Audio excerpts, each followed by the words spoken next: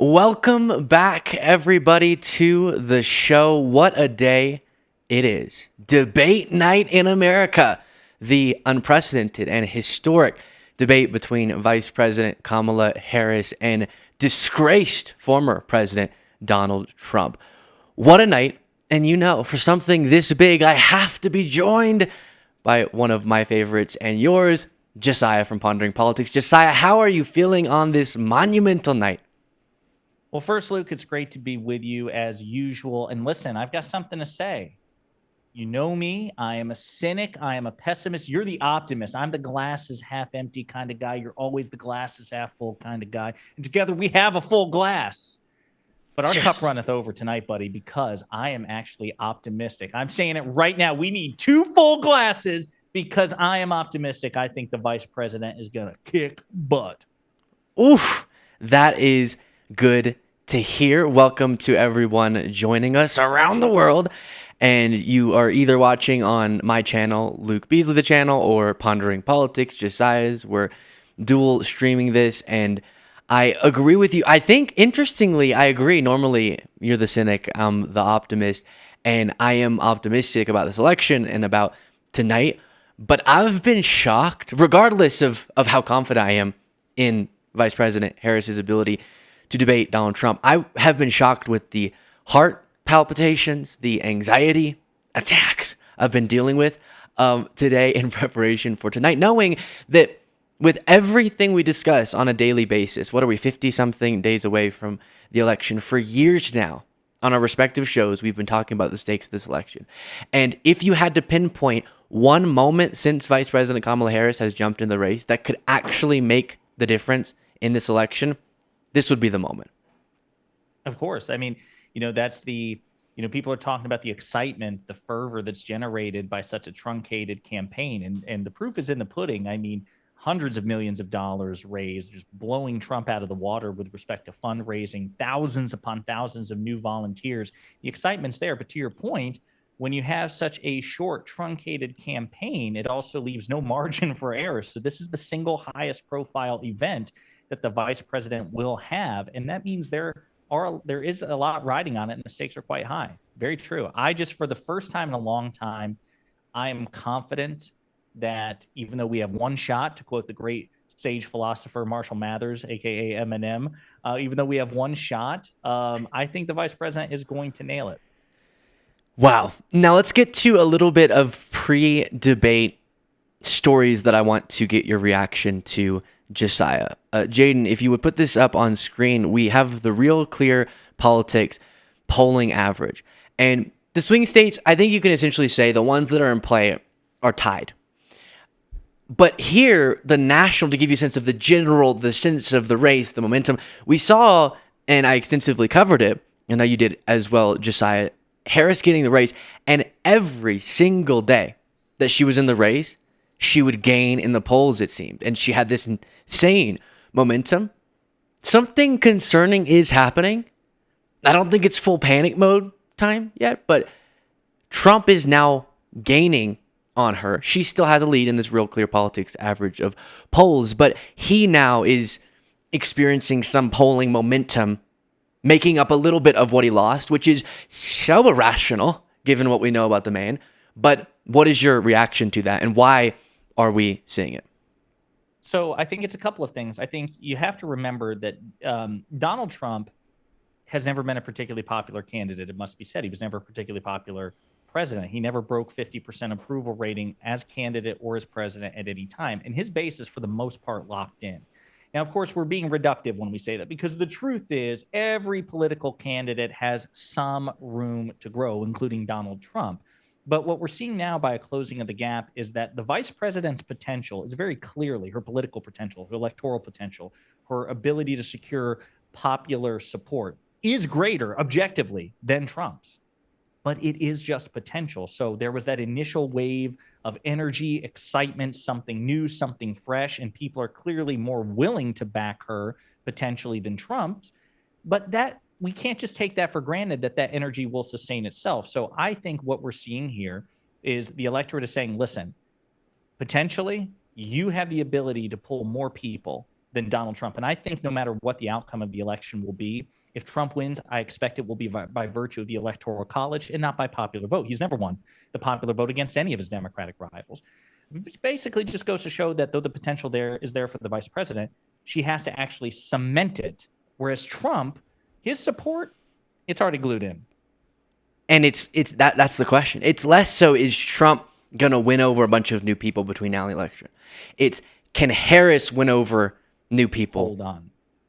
To defeat his pretty established portion of the electorate at this point, this late in the game, probably isn't changing. And that's why, people will say, well, is this debate, since you don't have the potential cognitive concerns element relating to Biden, we have that with Trump today, but is this really going to be as big of a deal as it's being made out to be? Or like a lot of past presidential debates, it can go really well for one person by our standard metric or really poorly, and it doesn't make a huge difference in the election. But I actually think while the name of the game for Biden and why it became so disastrous for him was reassuring people he was cognitively fit at that debate. And so the performance really obviously negatively impacted his campaign, led to him dropping off the ticket. But for Kamala Harris, her thing and why this is such a consequential debate is, to your point, if between now and November, the whole task for her is introducing her to people who aren't as familiar as they are with Trump or Biden and winning them over, this is a chance like she's rarely going to have to do so. Any final take on that, Josiah? And then I want to play this JD Vance clip. No, I was just going to say, I think it's funny. I think you hit the nail on the head with respect to the cognitive concerns, which right now, those are, according to the polls, squarely on the shoulders of Donald Trump. We've talked about this. We talked about this, quite frankly, when President Biden was the presumptive Democratic nominee. You and I correctly, I think even now, I think we were 100% vindicated, pointing out the asymmetry in the coverage of Trump's mental state compared to Biden's. I still maintain it was wildly unfair. But the vice president doesn't have those concerns. Poll after poll after poll reflects that half to a majority of Americans, depending on the poll, Morning Consult or Bloomberg, it depends, think that Donald Trump is too old and too mentally unfit to be president. And quite frankly, I think this is also something that the vice president should do everything in her power to exploit during the debate. Absolutely. Yeah, that's going to be, there's a moment here to really establish what we know to be the case, but a lot of Americans haven't yet seen.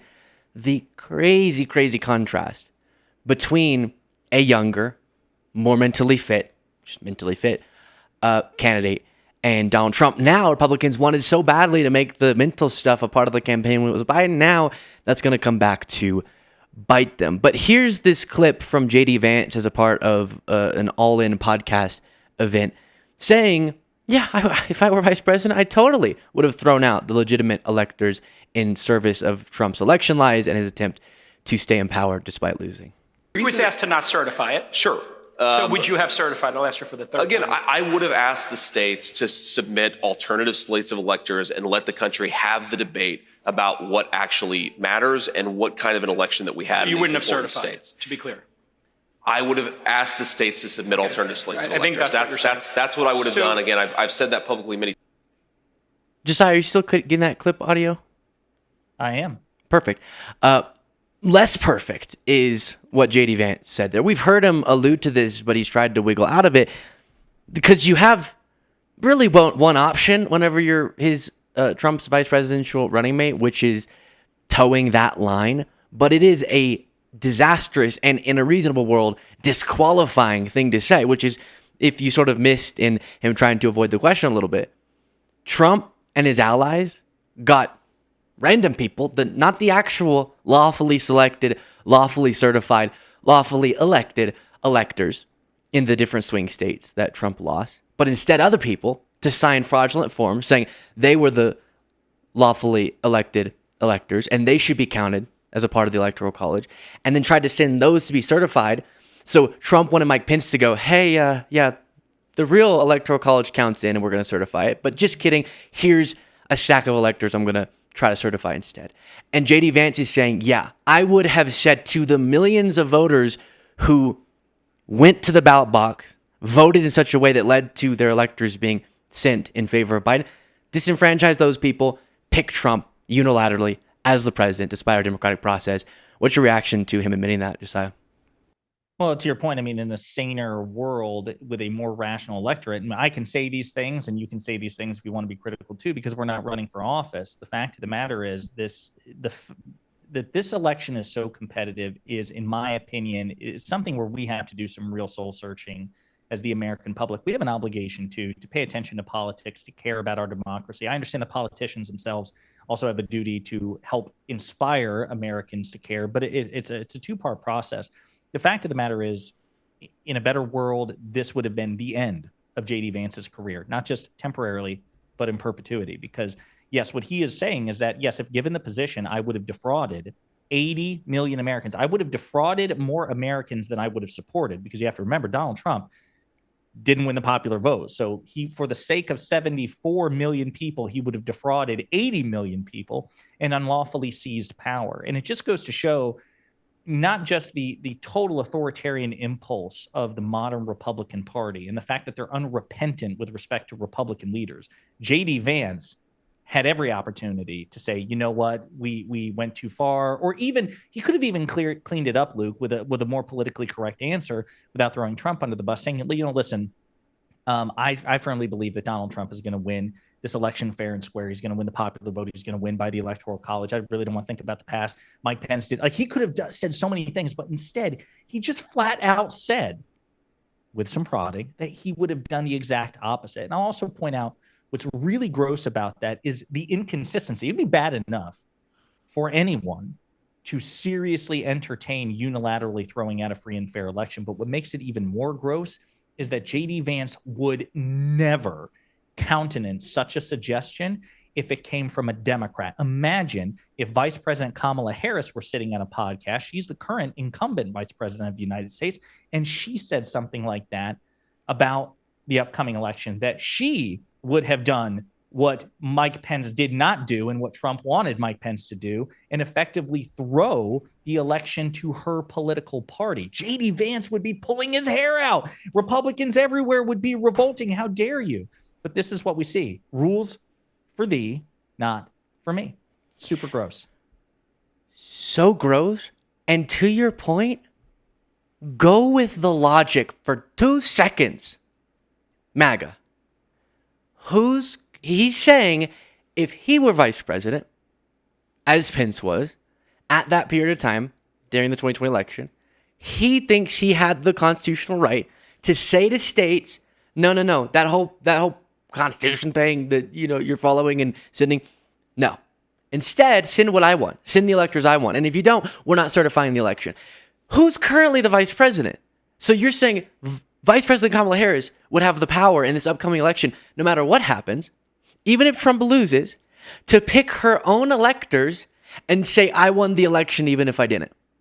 That's your argument. How do they not understand that? I don't know, but we could rant about that forever. Let's move to this. I was just going to say one final thing on that score, Luke. While you were talking, it reminded me, John Eastman, the disgraced attorney behind that whole scheme that J.D. Vance says he'd support. Remember, because we've talked about this, he was asked by Vice President Pence's attorneys, like, okay, Mr. Eastman proposing this theory, does that mean Vice President Al Gore, Democrat, could have done it in 2000, that Vice President Joe Biden could have done it in 2016, or that future potential Vice President Kamala Harris could do it in 2024? Basically, that counterfactual was given to the guy who proposed this, and he had the audacity to say, no, that's all different. So it really is a thing where it only can be done, apparently. It's only acceptable to be done by Republicans. How pathetic is that? We've talked about a lot, Josiah. The whole conversation about how Trump threatens democracy is a complex one. And sometimes people emphasize parts of it that are totally relevant, totally important, but aren't ones that can immediately shut someone down. And my recommendation to folks out there having conversations with MAGA, if you know they actually care about democracy, if they don't and they give the answer, as many Trump supporters have given to me in interviews that I've done, of a dictator Trump is preferable to a democratically elected Harris, then the conversation is over. All right, we just have fundamentally different principles and you don't like America, apparently. But if they do sort of like this thing we have going democratically and they're just confused, not understanding that Trump threatens that, even though January 6th, as in terms of the attack on the Capitol, is such an important thing to talk about and include that, I always start with the fake elector scheme because of what you just mentioned, which is there is no response. I've never heard one. With January 6th, people will say, oh, no, but Trump said peacefully, patriotically, but Trump didn't actually want violence. And he sat and didn't do anything for just reasons. I don't know. There's also not an argument there, but they have one they'll throw forward that's weak, but they're okay with. It was a riot gone wrong. Oh, things happen. But while that's deranged, I haven't even heard one that makes any, even narrative sense relating to that, because maybe they don't understand sort of logical consistency in the sense that they have to apply whatever they say about what Pence could have done to Harris in this election. They can't handle that. Here is wife of Donald Trump, Melania Trump, posting a video that raised a lot of eyebrows. The attempt to end my husband's life was a horrible, distressing experience. Now, the silence around it feels heavy. I can't help but wonder, why didn't law enforcement officials arrest the shooter before the speech? There is definitely more to this story, and we need to uncover the truth.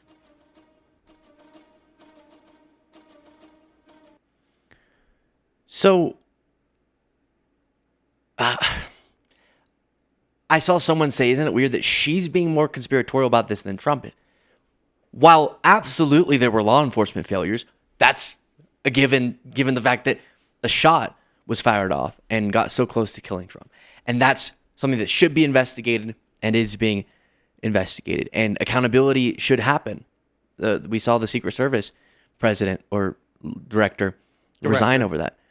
Right. Mm-hmm. But to do this sort of open-ended, there must be more to the story, and MAGA, you can fill in the blanks, it's concerning because it only serves to further exacerbate tensions in a time when that's not what we need. No, not at all. It's incredibly irresponsible, incredibly dangerous, which means it's textbook MAGA. It really is. I mean, it's important to remember that right now there is no evidence of a political motivation. As a matter of fact, the publicly available information about the investigation into the shooter reveals that he was also doing searches for political rallies for President Biden. So it's perfectly reasonable to assume that had President Biden been in Pennsylvania or been closer before the Trump rally, that there might have been another attempt on a completely different target, to say nothing of the fact that the shooter in question came from a conservative family and was himself a registered Republican. So to the extent that we can divine any sort of political affiliation, there's more evidence that he was Republican than not. So I just think the evidence completely undermines any sort of conspiracy. And it's just really, really gross and irresponsible for anyone, including Melania Trump, to cast such aspersions, especially when we're already at an inflection point. I mean, Trump supporters have been making threats to prominent election officials and judges and all sorts of people that they perceive to be Donald Trump's enemies. And that's been going on for years. We don't need to add any more to that, and certainly not at this time. Absolutely. And remember, a point people made in the wake of the assassination attempt, and then we're seeing it play out further recently, is that there truly is just a basic difference between how powerful Democrats versus powerful Republicans respond to political violence. Completely universally, after the horrific attempt on Trump's life, you saw powerful elected Democrats, people in position of power, not random people online, denouncing it and wanting proper accountability. No jokes, none of that. Again, from powerful Democrats. But then you have Trump, to this day, over the last weekend, mocking the attack on Paul Pelosi, the bashing in of his head, something he's still recovering from. And it's disturbing, especially given you would think an event like that, as I try to engage with it, would lead some to engaging in introspection. How can I be better? How can I be less divisive, etc.? But instead, it's done the opposite for MAGA, where now they feel more justified in mocking political violence, even though that's something you or I, Josiah, finds reprehensible, even with someone like Trump.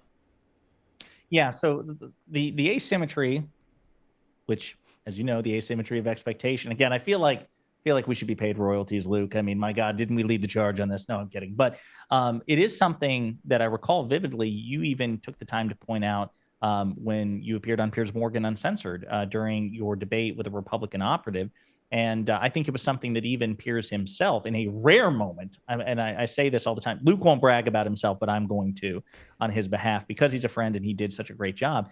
But he accomplished the impossible, something that Mehdi Hasan, Destiny, other prominent liberal progressive debaters were unable to do, which is he was able to successfully turn for a brief moment Piers Morgan against MAGA in mere days after the assassination attempt on Trump. And you made the case so persuasively that, listen, you can point to, no, you stop it. No, you can point to so many examples of Twitter randos and people who are nominally aligned with the Democratic Party or the left who will say things. But the fact of the matter is that elected Democrats conduct themselves with a higher degree of consistent ethical behavior than elected Republicans. And I'm sorry, that is an important distinction, particularly when you're an eligible voter going to the ballot box. That is something where it's not a both sides issue. President Biden issued both a written statement and then spoke publicly, I believe twice, if I'm not mistaken,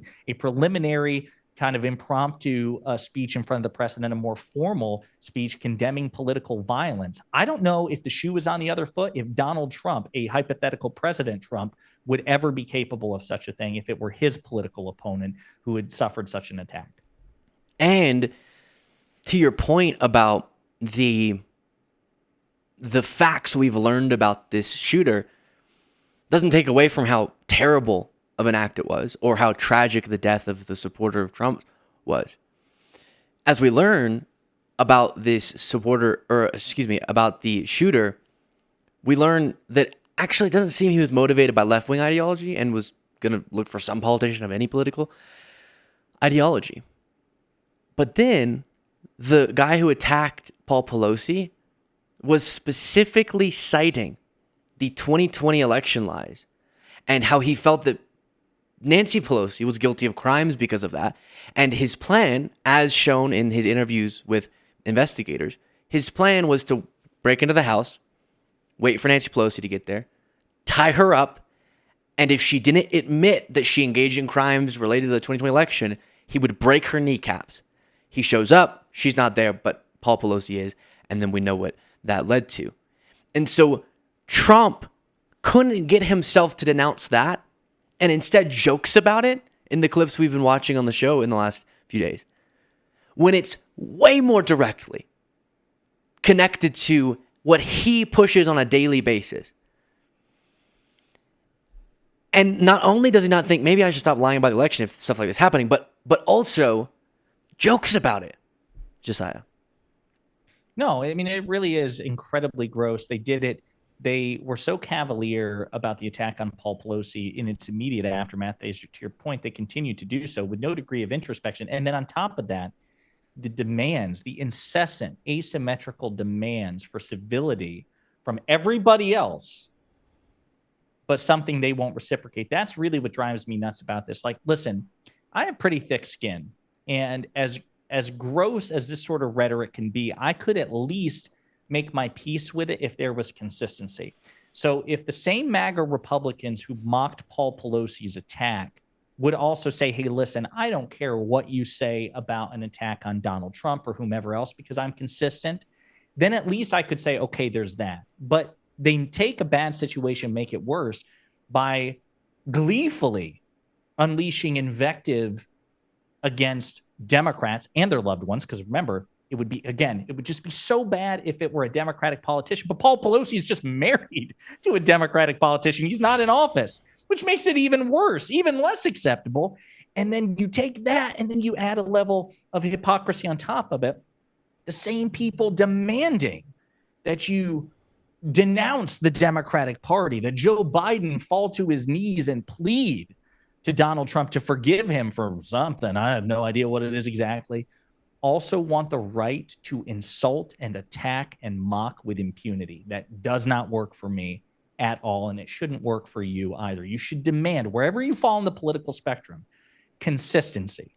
Whatever your standard is, pick one, apply it to everybody as faithfully as you can, and elected MAGA Republicans and MAGA influencers simply don't. Absolutely true. Let's check in just quickly on the live NBC News coverage to see what's going on as the momentum, or the excitement, I should say, builds. Are coming, whether he hurls insults at her while she's there in person. We'll see if he does. I suspect that she will brush them off pretty quickly and head into making sure she's putting meat on the bones of her policy, telling the country about the direction that she wants to take it, making sure that we shore up the middle class, making sure that the tax breaks go to the middle class and not the billionaire friends of Donald Trump. She's going to distinguish herself from Donald Trump in a strong way. And I think those insults, whether they come or not on the stage, she'll go right past them and make sure she's sticking to the issues that the American people will care about. Yeah. So that is Governor Roy Cooper of North Carolina, Democrat, my governor. He's term limited. He is outgoing as we speak. Right now, the gubernatorial race in North Carolina is really, really important and potentially jeopardizing the Republicans' hold on that state, because Attorney General Josh Stein is a Democrat running to replace Governor Cooper, and his opponent is the Lieutenant Governor, Mark Robinson. And Luke, this guy might be the craziest, most unhinged MAGA Republican in the country. And I really want you to think what that would mean given his competition. It's so bad that North Carolina, which is a purple state, it really is. For every one registered Democrat, you have a registered Republican. But Republicans, when they got in power, abused the hell out of the system. They gerrymandered it. They maximized their advantages. But they're at risk of losing all of that because they're running Robinson. And political experts believe that it's also jeopardizing North Carolina for Trump. That's how bad Robinson is. It is. A part of it is what you're saying, which is if you're just thinking what's best for Democrats, maybe putting him up has been good because of the backlash to him. But it is disturbing how MAGA, they have in so many of these races enough of the support not to get a candidate that makes any sense in the general election, but to get a candidate they love and is extreme. In the primary, they have enough support. This is why MAGA is a losing political movement, and hopefully that will demonstrate itself in November again. But it's because they're extreme, and there's enough of the extremism that they can win the primaries. Then they get to the general, and often that doesn't work out, as we've seen with candidates across the country, especially in the midterms. But Mark Robinson takes it to another level where it's so disturbing, especially because it's not, to your point, the most red right-wing state by any means. And so in a purple state, even the Republican Party in North Carolina, enough of the electorate is so extreme MAGA, they would pick someone who said just horrific things about his political opponents, about minority groups, about marginalized groups. Yes. Yeah. And most recently had a clip, maybe not most recently, but one of the things we talked about with him that was so weird is it seemed like he was talking about the left and was going on a rant about all the evil in our country. And remember, we're the evil to them. And then concludes it by saying some people need killing. Josiah. Yeah. I mean, listen, the fact that there is a greater than 0% chance that guy could become my governor is a huge, huge problem. And that's why I'm really, you may have to move to DC Stein. with me. Oh, bro. I mean, that might be the thing to make it happen. I love Charlotte. Don't get me wrong.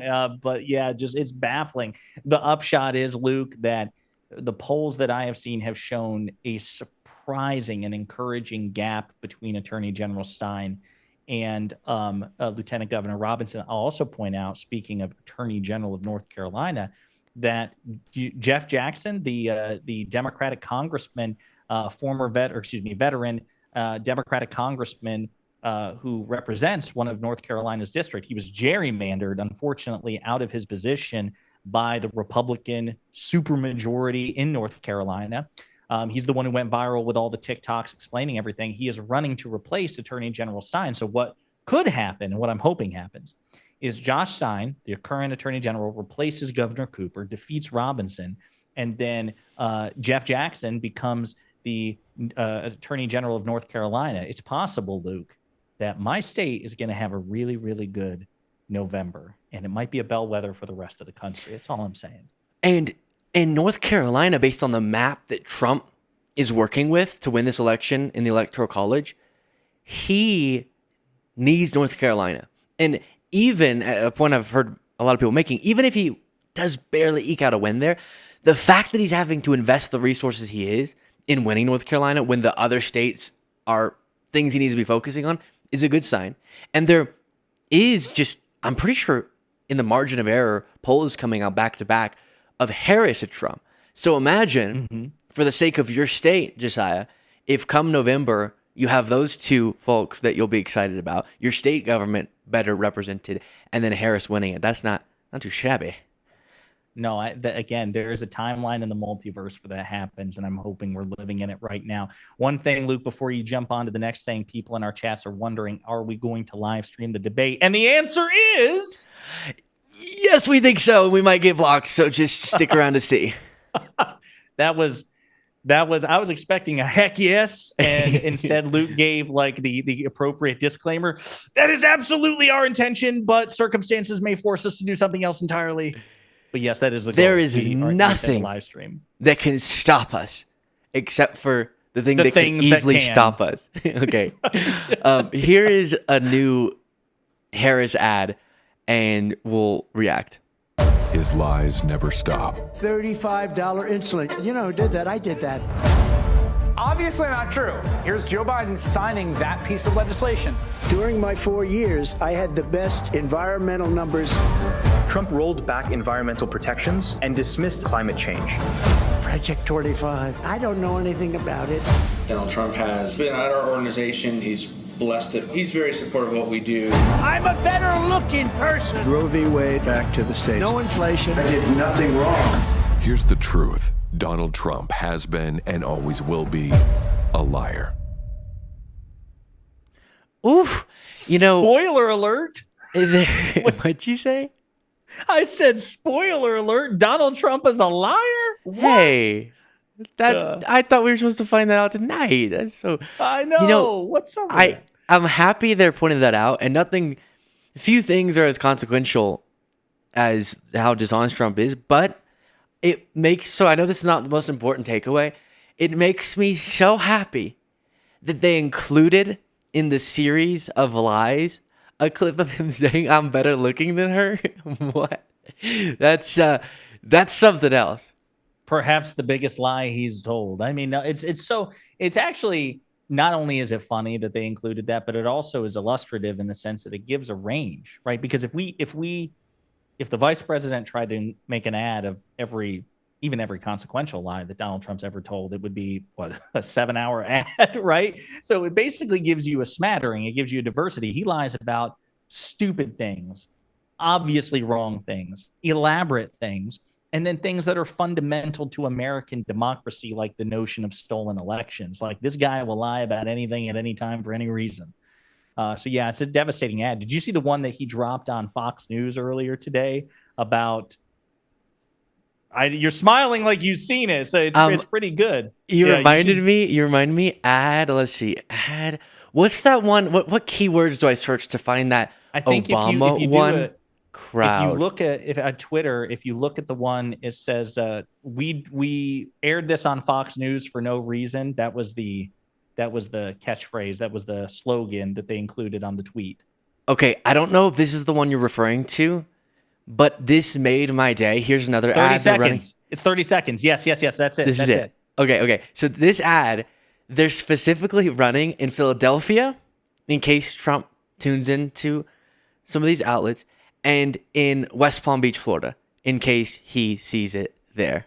Here's a 78-year-old billionaire who has not stopped whining about his problems. Oh, she had a big crowd. Oh, the crowd. This weird obsession with crowd sizes. It just goes on and on and on.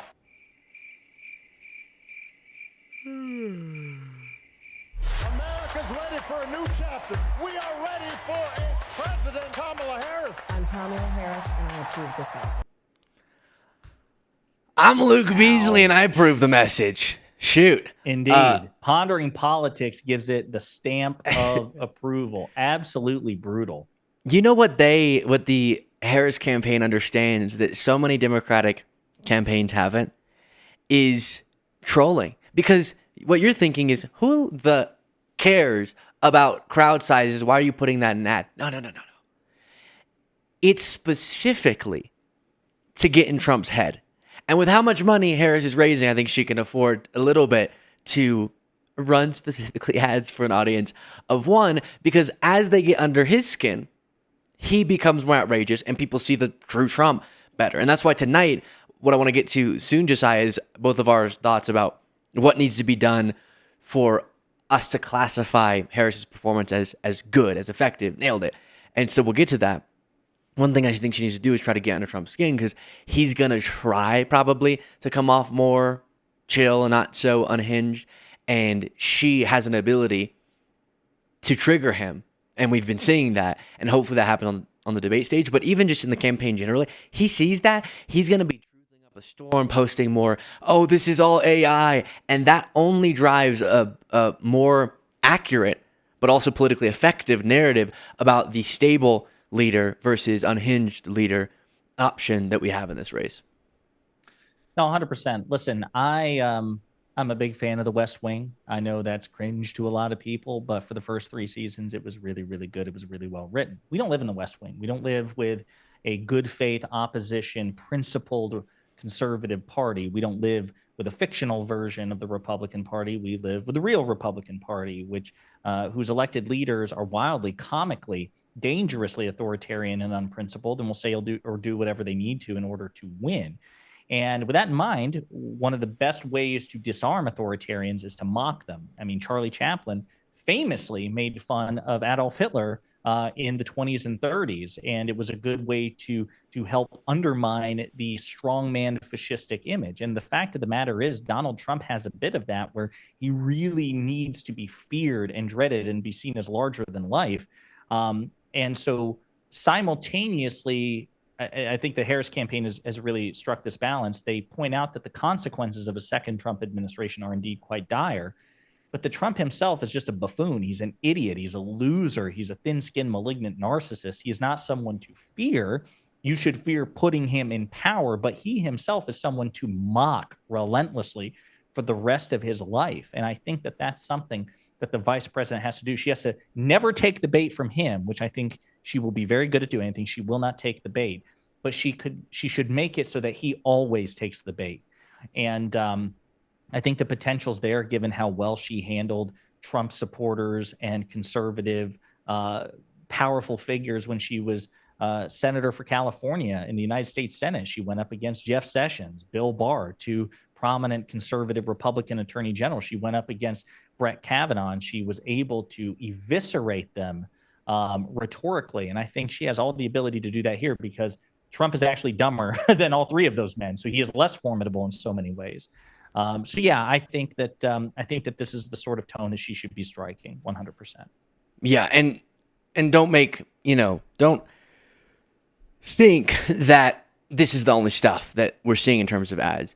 We saw the lie ad, of course. Both those are a little bit more abstract, right? Lie, I mean, not that abstract, but there's also really strong policy ads we've been seeing, especially on reproductive rights. One area that Trump is just in panic mode over is the gender gap, and how much Vice President Kamala Harris is dominating when it comes to female voters. One of the reasons, I'd say probably the most consequential reason, is that Trump's responsible for the overturning of Roe v. Wade. And so every story, many that will be cited in these ads of someone's life being destroyed, their health being threatened, their fertility being threatened, etc., because of abortion bans, people need to know, and this is definitely coming through in the Harris messaging, if you have to blame one person, a lot of people are to blame, but if you have to blame one, Trump's most to blame, given the impact his election had on the Supreme Court. And Trump's only way of trying to win back thus far that I've seen those voters is flip-flopping out the wazoo on the issue of abortion rights, which I hope won't trick people into voting for him. And then also just saying, women love me. Josiah.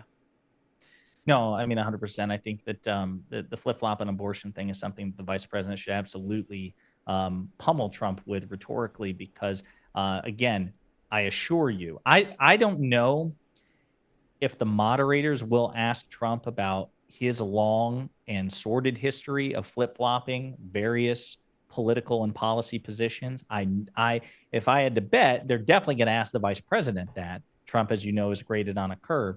But the vice president, if an opportunity isn't given to her, she should just create one herself to emphasize that, well, Trump not only over the course of many years has had a long history of being inconsistent on policy positions. On one of the ones which is most important to people, abortion, he flipped his damn position publicly 2 or 3 times in 24 hours. And again, I think that that's a point worth making. I know a lot of people don't like the whole whataboutism thing, but I'm sorry. I think the vice president has a responsibility to herself, her campaign, and to the American people to say, listen, whatever standard by which you grade Donald Trump and I on, it has to be the same standard. So if you don't like flip-flopping, fine. But I can defend my quote-unquote flip-flopping. I've had 5 years to advance my views, to change my views due to the rigors of governance. I have been the vice president of the United States, an executive, the second highest ranking person in the executive branch. I've had to govern. I've had to deal with the political reality. I can't snap my fingers and end fracking unilaterally. So what am I doing? I am proposing a more multifaceted approach. Yes, we are more energy independent than we've ever been. We are drilling and fracking more than we ever have. And it doesn't matter how I feel about that. That's the reality under my administration right now with President Biden. And also because I value transitioning away from fossil fuels. I put my money where my mouth is, and I cast the tie-breaking vote on the Inflation Reduction Act, which was the single greatest contribution to renewable energy in recorded history, not just United States history, but recorded history. So there is no contradiction. Meanwhile, this guy can't keep his story straight on the topic of abortion after ripping that right cruelly away from American women, millions of American women. He can't get his story straight in 24 hours. What about his flip-flopping? I'd love Donald Trump right now. Trump, I'll give you the next 30 seconds. I'll give you the remainder of my time to defend your position on this. And then, of course, he would do what he did at the Economic Club of New York. Listen, Ivanka and Don Jr., they've done so well on the topic of on that particular topic, and the money that we'll be getting in from the taxes of other countries, child care is great. Next question. He'll have a moment like that. That's how I think she should. The numbers that we're talking about in relation to the numbers are going to cause numbers that will make the numbers you're referring to not a concern. And then it's the most incoherent answer you've ever heard in your life, and he ends it with, which is why we need to make America great again. The crowd goes, yeah. Woo, nailed Did it. you see, by the way, did you notice that Larry Kudlow was in there? I didn't clock that instantly, but Larry Kudlow from Fox was like, yeah, Larry Kudlow. I've said to my audience before, it's not a long list. And I try not to bring up petty things like this too often. And I just keep seeming to do it. But he's on my list of giving me the heebie-jeebies whenever I see him talk. But yeah, I did not think about this until this morning. I think I saw a clip of Governor Gavin Newsom really, really effectively flipping that framing around about flip-flopping. And it made me so mad for a good hour how this isn't something any mainstream media host has yet been confronted with that I've seen, except for, I guess, Newsom bringing it up. But there needs to be an aggressive, what we just saw there from Josiah, the perfect delivery to some of these hosts, which is to say, totally confront Vice President Kamala Harris on flip-flops. Sure, Dana Bash, ask your 4 follow-up questions about fracking. But also, can you make it a deal with Trump too? Because in the case of Harris, the flip-flops happened over the course of years, in part as she assumed different roles, which makes a little bit of sense, right? Representing California is different than representing the entire country. And again, do that. But isn't it a little bit more notable when someone flip-flops multiple times in 48 hours? And don't even get us started on how many times, sorry, Josiah, Trump has flip-flopped over the course of years. They get so mad when you play that clip of Trump saying women need to be punished. There needs to be some sort of prison sentence. for women who get abortions. They say, come on, right after that, they walked it back. Okay, well then we play another clip of him saying that he would be in favor of a national abortion ban, but he doesn't know where the weeks marks would be. And then there's a different clip of him saying no national abortion ban, it's up to the state. And then he gets asked, okay, so no national abortion ban. And he says, I'm not going to answer that question. Which one is it? That's all happening in the last few months other than the first example I cited. And I'm not hearing that brought up every 2 seconds, but I do hear every 2 seconds a perfectly fair conversation about the flip-flops of Kamala Harris. That is so enraging, Josiah. No, it is. I mean, again, it goes back to the asymmetry of expectation. Here's the thing. This is the difference fundamentally. I shouldn't say the difference. It's one of many differences, but it is one of the most important differences which distinguish left-wing media, independent or legacy, versus right-wing media, independent or legacy, and the two parties. No one is asking you to not scrutinize Vice President Harris, President Biden, Democrats in general. We can take it. We want you to apply the same damn standard, one standard. And what that means is sometimes in life, and if there is any centrist or conservative watching this, first, please like and subscribe mine and Luke's channel. Please be sure to do that. Luke Beasley Show and at Pondering Politics. Like and subscribe. But here's the thing. I don't believe in grading on a curve. I am confident that my party and my candidates at least have a chance of doing reasonably well, no matter what your standard is, so long as the same standard is applied to the opposition. So if your standard, for example, is no flip-flopping, that's fine. It's kind of silly, but that's fine. But that should be the same standard for Republicans and Democrats, and that includes Donald Trump. And that means you can go after the vice president for flip-flopping over the span of 5 years. But the fact of the matter is Donald Trump also flip-flops. He does it more often. He's done it longer, and he's done it in a shorter period of time. The reason I'm okay with it is because I'm confident that we can survive the scrutiny. What makes things more difficult for the left of this country, for Democrats, is when media, and it's not just right-wing media, it is mainstream media, it is CNN, it is the New York Times, when they grade their special boy Donald Trump on a curve. It is irrational, it is dishonest, it is stupid. And I would love, eventually, after Trump leaves the political scene, in 10, 20, 30, whenever it is, there will be classes taught at university about the grotesque failure of the American media to do its damn job. And you and I will be guest lecturers, I think. I think so too. Mic drop, baby. Oh, Josiah, always so wonderful. Yeah, so on the day that Trump, hours before, way before, plenty of time to write up a story for New York Times. I don't know if you've seen this, Josiah, but on that day when Trump threatened election workers and said he's gonna bring, this is my wording, but the force of the government down onto them if they engage in fraud, which means if they don't engage in fraud for him, because fraud means that the other person wins, as we've seen from the last election. When he made this deranged True Social post, nothing about it on the front page of the New York Times. On the front page, though, the polls are tightening, and there was an op-ed that was like, my teenage son thinks the world's ending, ... he's true, or he's correct, or something. All this stuff, but no mention of the Trump thing. And so to your point, as I was talking about, I think in that segment when that originally came up on the show, there's this broken, I know we talked about it so much, but there's this broken mentality in much of media that favors the perception of neutrality over accuracy, objectivity.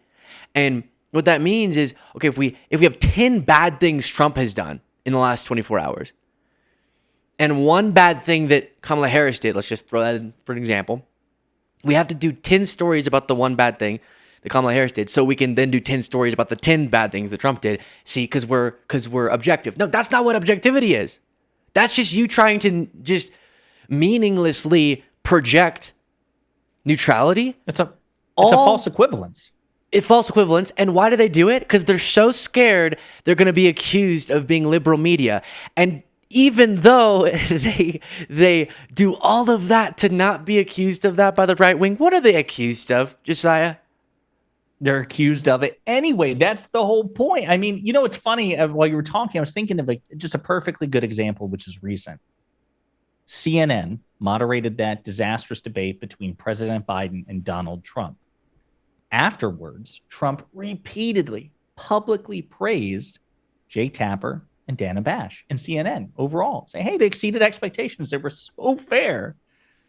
Then, in the prelude to the CNN interview hosted by Dana Bash of Vice President Harris and Governor Tim Walz, Donald Trump, the same Donald Trump, and the same MAGA Republicans who had praised CNN for their fairness and impartiality were then condemning it before the damn interview, and then even after the interview.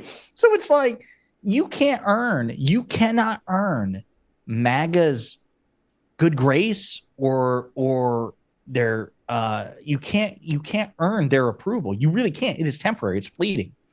Because anytime you do anything that in any way makes Donald Trump look bad, they revoke it instantly. And it goes beyond the media. That attitude is pervasive, even among fellow Republicans. I mean, my God, Luke, think about you have people who used to lead the Republican Party, President Bush, Vice President Dick Cheney, Governor and now Senator Mitt Romney, former Speaker Paul Ryan.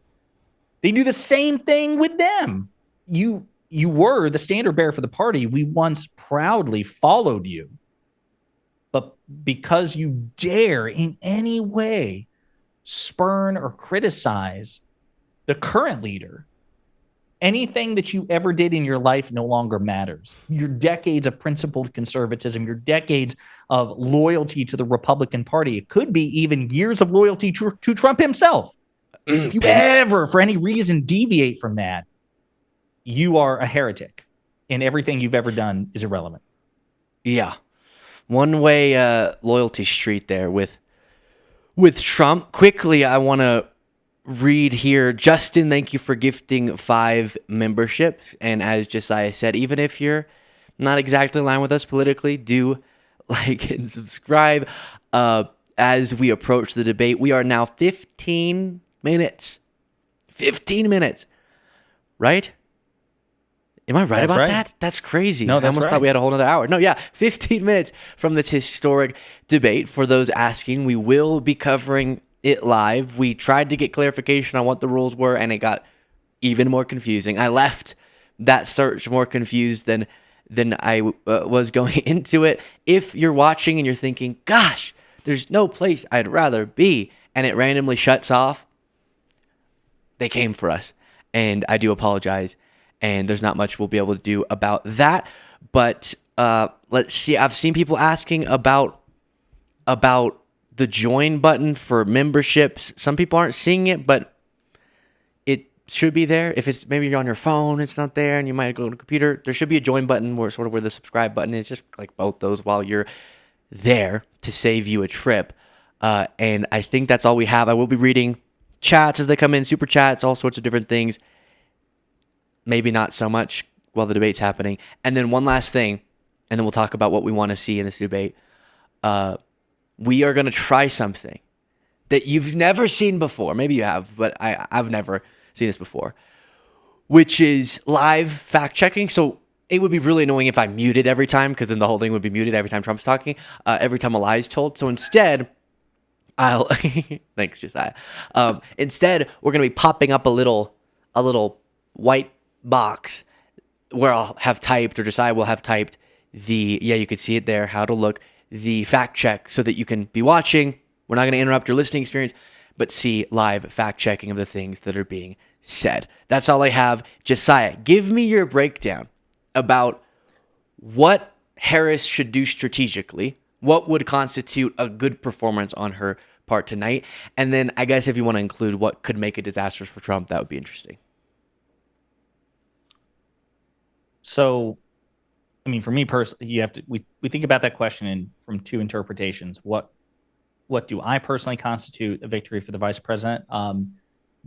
Being charismatic, being engaging, commanding the room, not taking the bait for Donald Trump, attempting at least to bait Donald Trump in turn.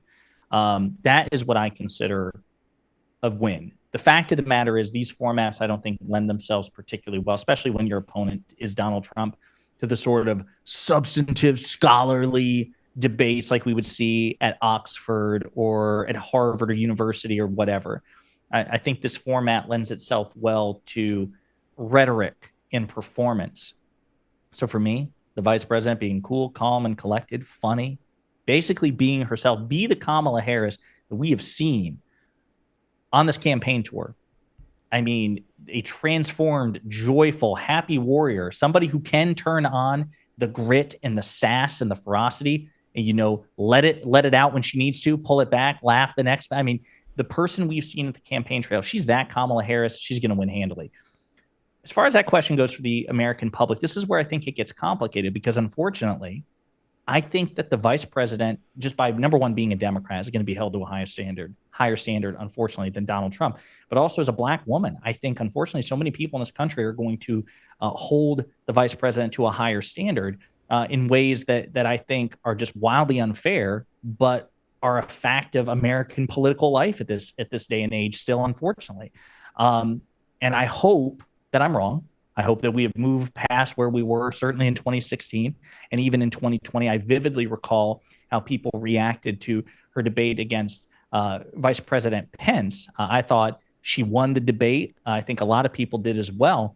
But there was so much nitpicking about her answers, and was she too mean and too assertive, that they would things that people would never say if the same words left the lips of a man, certainly a white man, and in the same tone. So unfortunately, I think that the public standard might be even more unfair to the vice president, but that's what victory looks like for me personally. For Trump, I would say, again, we have an asymmetry, what I would expect for a victory for Trump versus what the public will. I think if he doesn't fall over on stage, the American people, or at least 50% of them, will say, True. Yeah, Donald Trump did well. Sure, he lied. Literally everything he said. Sure, he couldn't speak substantively about, questions and policy, and he didn't answer questions directly, but words left his mouth sounds left his mouth hole. Therefore, Donald Trump gave an excellent performance. For me personally, I'm going to hold Donald Trump to the same standard. For Donald Trump to win, he has to be charismatic. He has to be funny. He has to be engaging. He has to attempt to engage with the answers. He has to attempt to engage to some degree to answer the questions directly. And for that reason, I think it's very unlikely that he wins this debate as far as satisfying me. Okay. Yeah. What Let about me give mine. First, Nicholas Schroeder sent a super chat saying if it came down to it and you winning a rap battle against Trump determined the election, would you do it? Yes. I think Trump would be terrible at a rap battle. I'm not saying I would be great. I could figure it out though. But okay. But in all seriousness, I do think that we have to not. We'll definitely explain to people if Harris wins, but it's not every American's gonna see that sort of performance. We need to clarify that she won by telling the truth, by actually engaging with the questions, if indeed that's what happens, versus Trump's not even likely lies, just inevitable lies and dodging he's going to do in this debate. But I'm mostly concerned, as the crew sitting over there is still giggling about something, I do have to think about what would move the needle for sort of your undecided voters. And from what I've heard in these focus groups, what people are looking for, if they're focus groups with actual undecided voters, unlike one of them recently, it seems she's going to have to nail the abstract stuff. Yes, there's a lot of substance-related things that she needs to effectively deliver on. The border, she needs to make solid points on the border. She has them. We've gone over them. They need to be made. Energy production, she needs to clarify for half or 60% of Americans who think that energy production was crushed under Biden-Harris, that it's actually at record highs. Economically, that's a tough balance, but you have to make sure you both acknowledge the strong record of Biden-Harris, acknowledge how we recovered way more effectively than we would have under Trump and than any other country. But there's more to be done. And as president, she would be able to get some of those things done, especially if she had the House and the Senate, unlike Biden-Harris has now. And so those substance things matter. But I know, especially hearing a lot of these undecided voters just wanting to see a leader, presidential, right? She is going to have to come out giving the vibe of strength, of presidential, of not letting him bully her, all those types of things. And hopefully that will also be delivered on, even though it seems more trivial, it's not.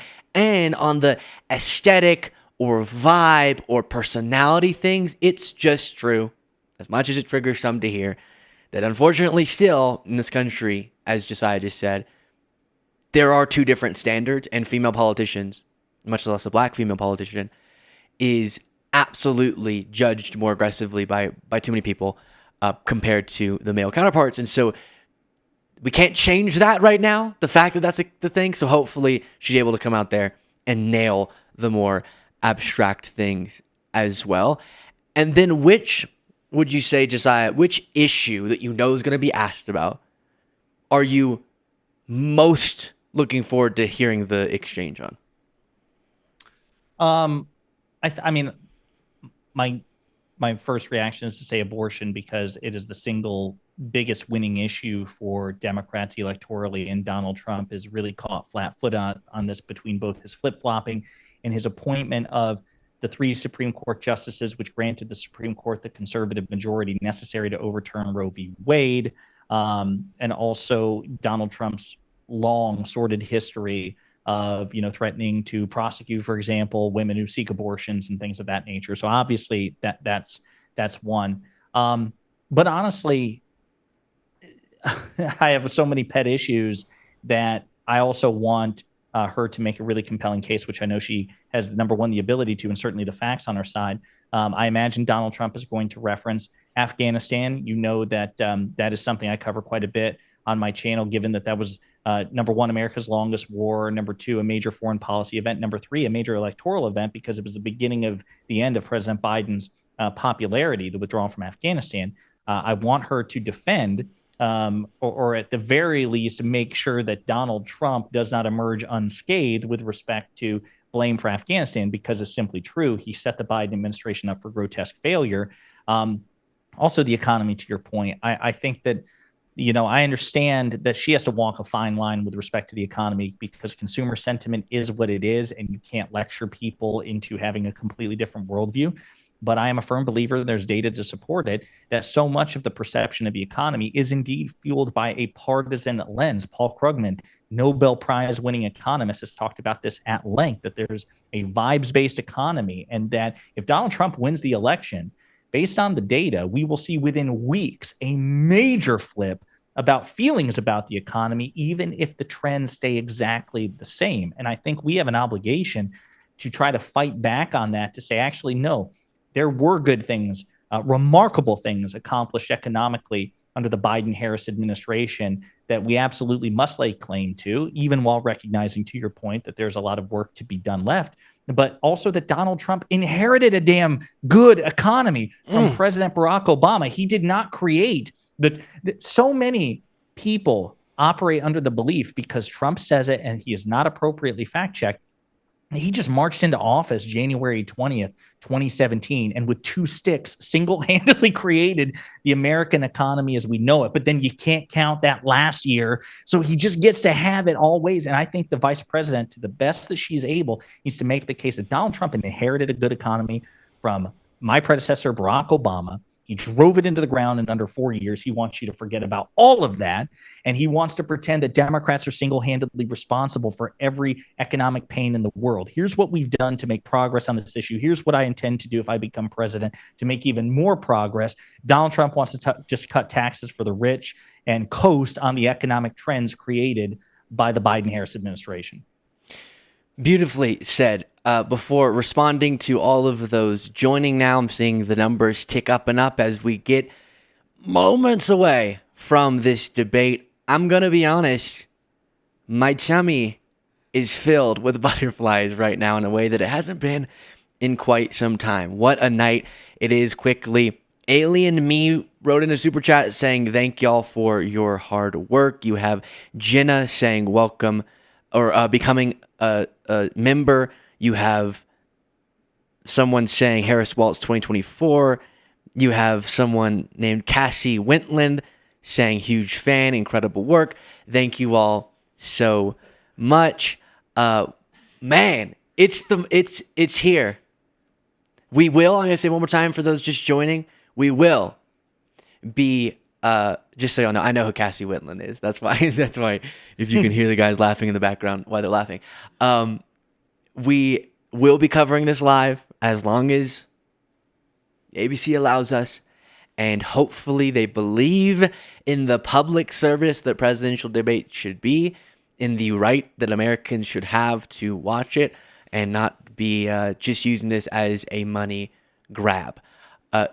Josiah, any lingering thoughts about the debate as it gets closer? No, I think we're almost there. I am, again, surprisingly confident, not particularly nervous at all, which is unlike me, folks. Those of you who follow me at Pondering Politics, youtube.com/@ponderingpolitics. Please like and subscribe. You know that I am a cynic by nature, but tonight it could just be the soothing presence of one of the greatest political commentators in American history. This guy up here, Luke Beasley, could be his soothing presence, but I am feeling optimistic. I believe the vice president will carry the day. I hope so.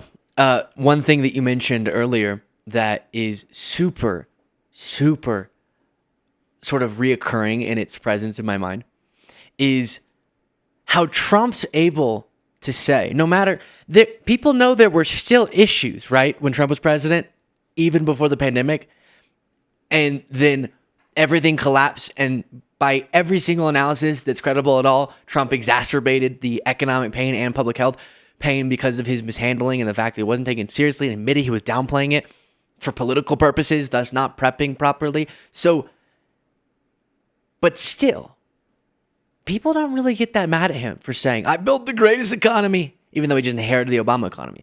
But everyone gets so mad when Biden-Harris, and most relevant here, when Vice President Kamala Harris dares to point to the fact that, yes, even with the pain that exists, as it's real, and she wants to do more about it, comparing what the expectations were economically post-pandemic, in part because of the mishandling by Trump, and our global counterparts, and just looking into the text of the legislation, the projects, and the thousands of projects that are invested in, whether it be infrastructure or prescription drugs-related legislation, there's a strong record there. One of the best we've seen in modern American history.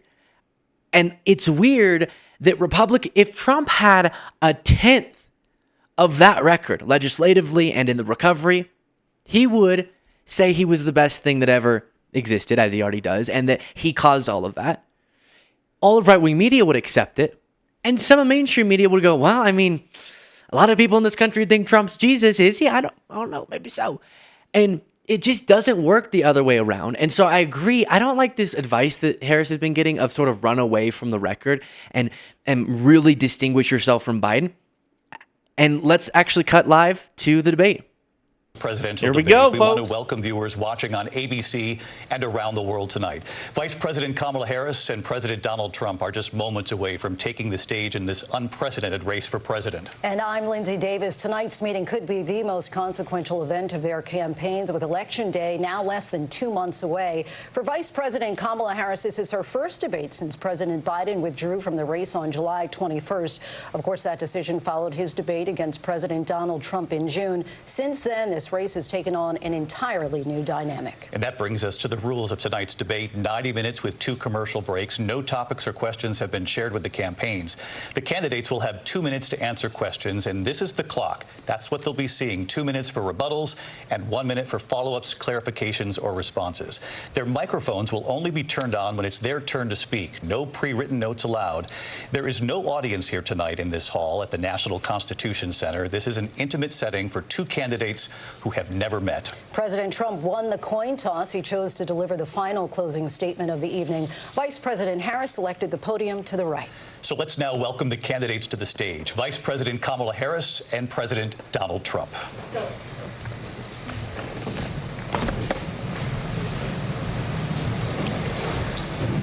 Kamala Harris. Let's have a good debate. Nice to see you. Have fun. Thank you. Welcome to you both. It's wonderful to have you. It's an honor to have you both here tonight. Good evening. We are looking forward to a spirited and thoughtful debate. So let's get started.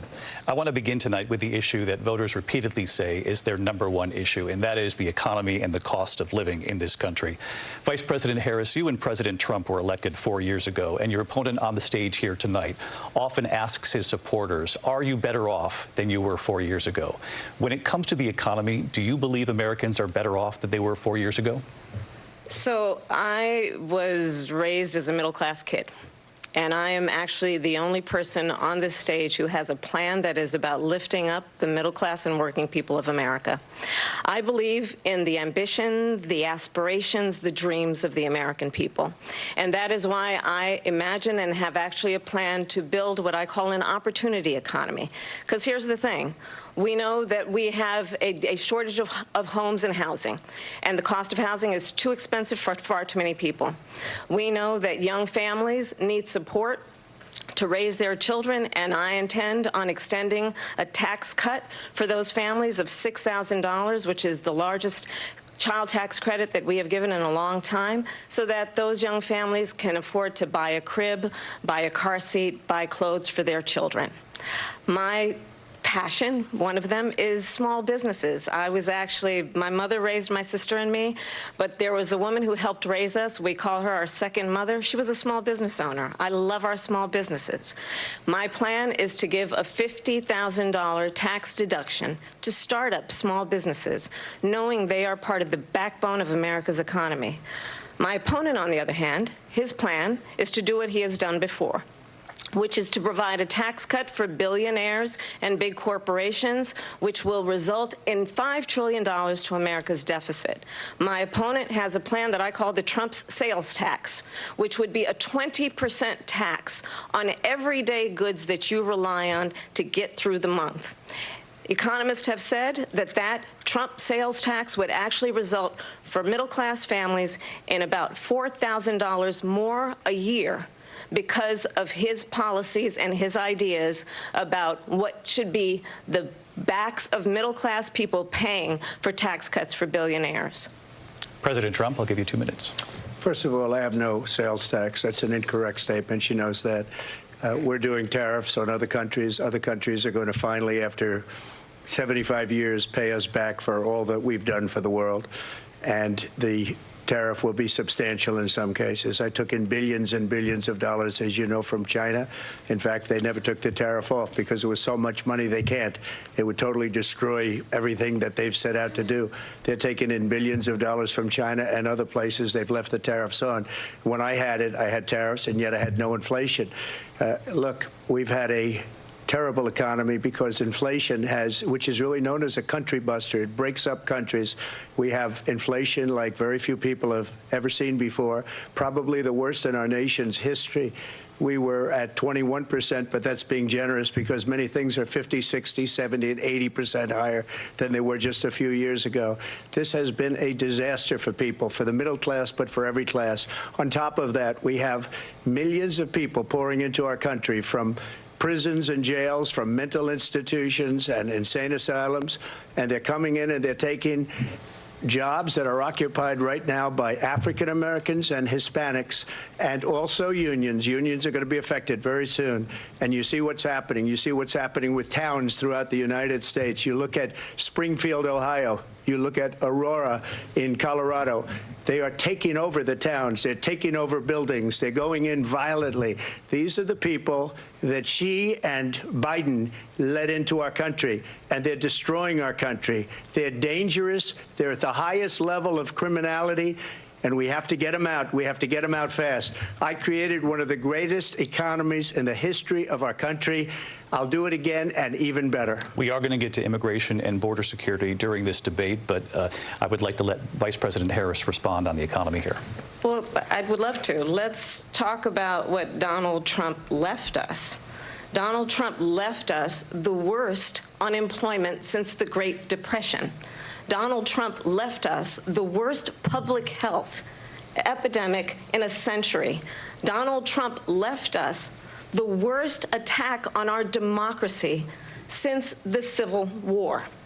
And what we have done is clean up Donald Trump's mess What we have done and what I intend to do is build on what we know are the aspirations and the hopes of the American people. But I'm going to tell you all in this debate tonight, you're going to hear from the same old tired playbook, a bunch of lies, grievances, and name-calling. What you're going to hear tonight is a detailed and dangerous plan called Project 2025 that the former president intends on implementing if he were elected again. I believe very strongly that the American people want a president who understands the importance of bringing us together, knowing we have so much more in common than what separates us, and I pledge to you to be a president for all Americans. President Trump will give you a minute here to respond. Number one, I have nothing to do, as you know, and as she knows better than anyone, I have nothing to do with Project 2025. That's out there. I haven't read it. I don't want to read it purposely. I'm not going to read it. This was a group of people that got together. They came up with some ideas, I guess some good, some bad, but it makes no difference. I have nothing to do. Everybody knows I'm an open book. Everybody knows what I'm going to do. Cut taxes very substantially and create a great economy like I did before. We had the greatest economy. We got hit with a pandemic, and the pandemic was not since 1917, where 100 million people died, has there been anything like it. We did a phenomenal job with the pandemic. We handed them over a country where the economy and where the stock market was higher than it was before the pandemic came in. Nobody's ever seen anything like it. We made ventilators for the entire world. We got gowns. We got masks. We did things that nobody thought possible. And people give me credit for rebuilding the military. They give me credit for a lot of things, but not enough credit for the great job we did with the pandemic. But the only jobs they got were bounce-back jobs. These were jobs bounced back, and it bounced back, and it went to their benefit. But I was the one that created them. They know it, and so does everybody else. Vice President Harris, I'll let you respond. So Donald Trump has no plan for you. And when you look at his economic plan, it's all about tax breaks for the richest people.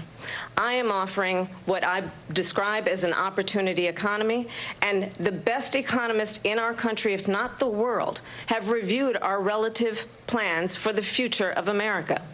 What Goldman Sachs has said is that Donald Trump's plan would make the economy worse. Mine would strengthen the economy. What the Wharton School has said is Donald Trump's plan would actually explode the deficit. 16 Nobel laureates have described his economic plan as something that would increase inflation and by the middle of next year would invite a recession. You just have to look at where we are and where we stand on the issues. And I'd invite you to know that Donald Trump actually has no plan for you because he is more interested in defending himself than he is in looking out for you. That's just a soundbite. They gave her that to say. Look, I went to the Wharton School of Finance, and many of those professors, the top professors, think my plan is a brilliant plan. It's a great plan. It's a plan that's going to bring up our worth, our value as a country. It's going to make people want to be able to go and work and create jobs and create a lot of good, solid money for our country. And just to finish off, she doesn't have a plan. She copied Biden's plan, and it's like 4 sentences, like run, spot, run. 4 sentences that are just, oh, we'll try and lower taxes. She doesn't have a plan. Take a look at her plan. She doesn't have a plan. Mr. President, I do want to drill down on something you both brought up. The Vice President brought up your tariffs. You responded, and let's drill down on this, because your plan is what she calls is essentially a national sales tax. Your proposal calls for tariffs, as you pointed out here, on foreign imports across the board. You recently said that you might double your plan, imposing tariffs up to 20% on goods coming into this country.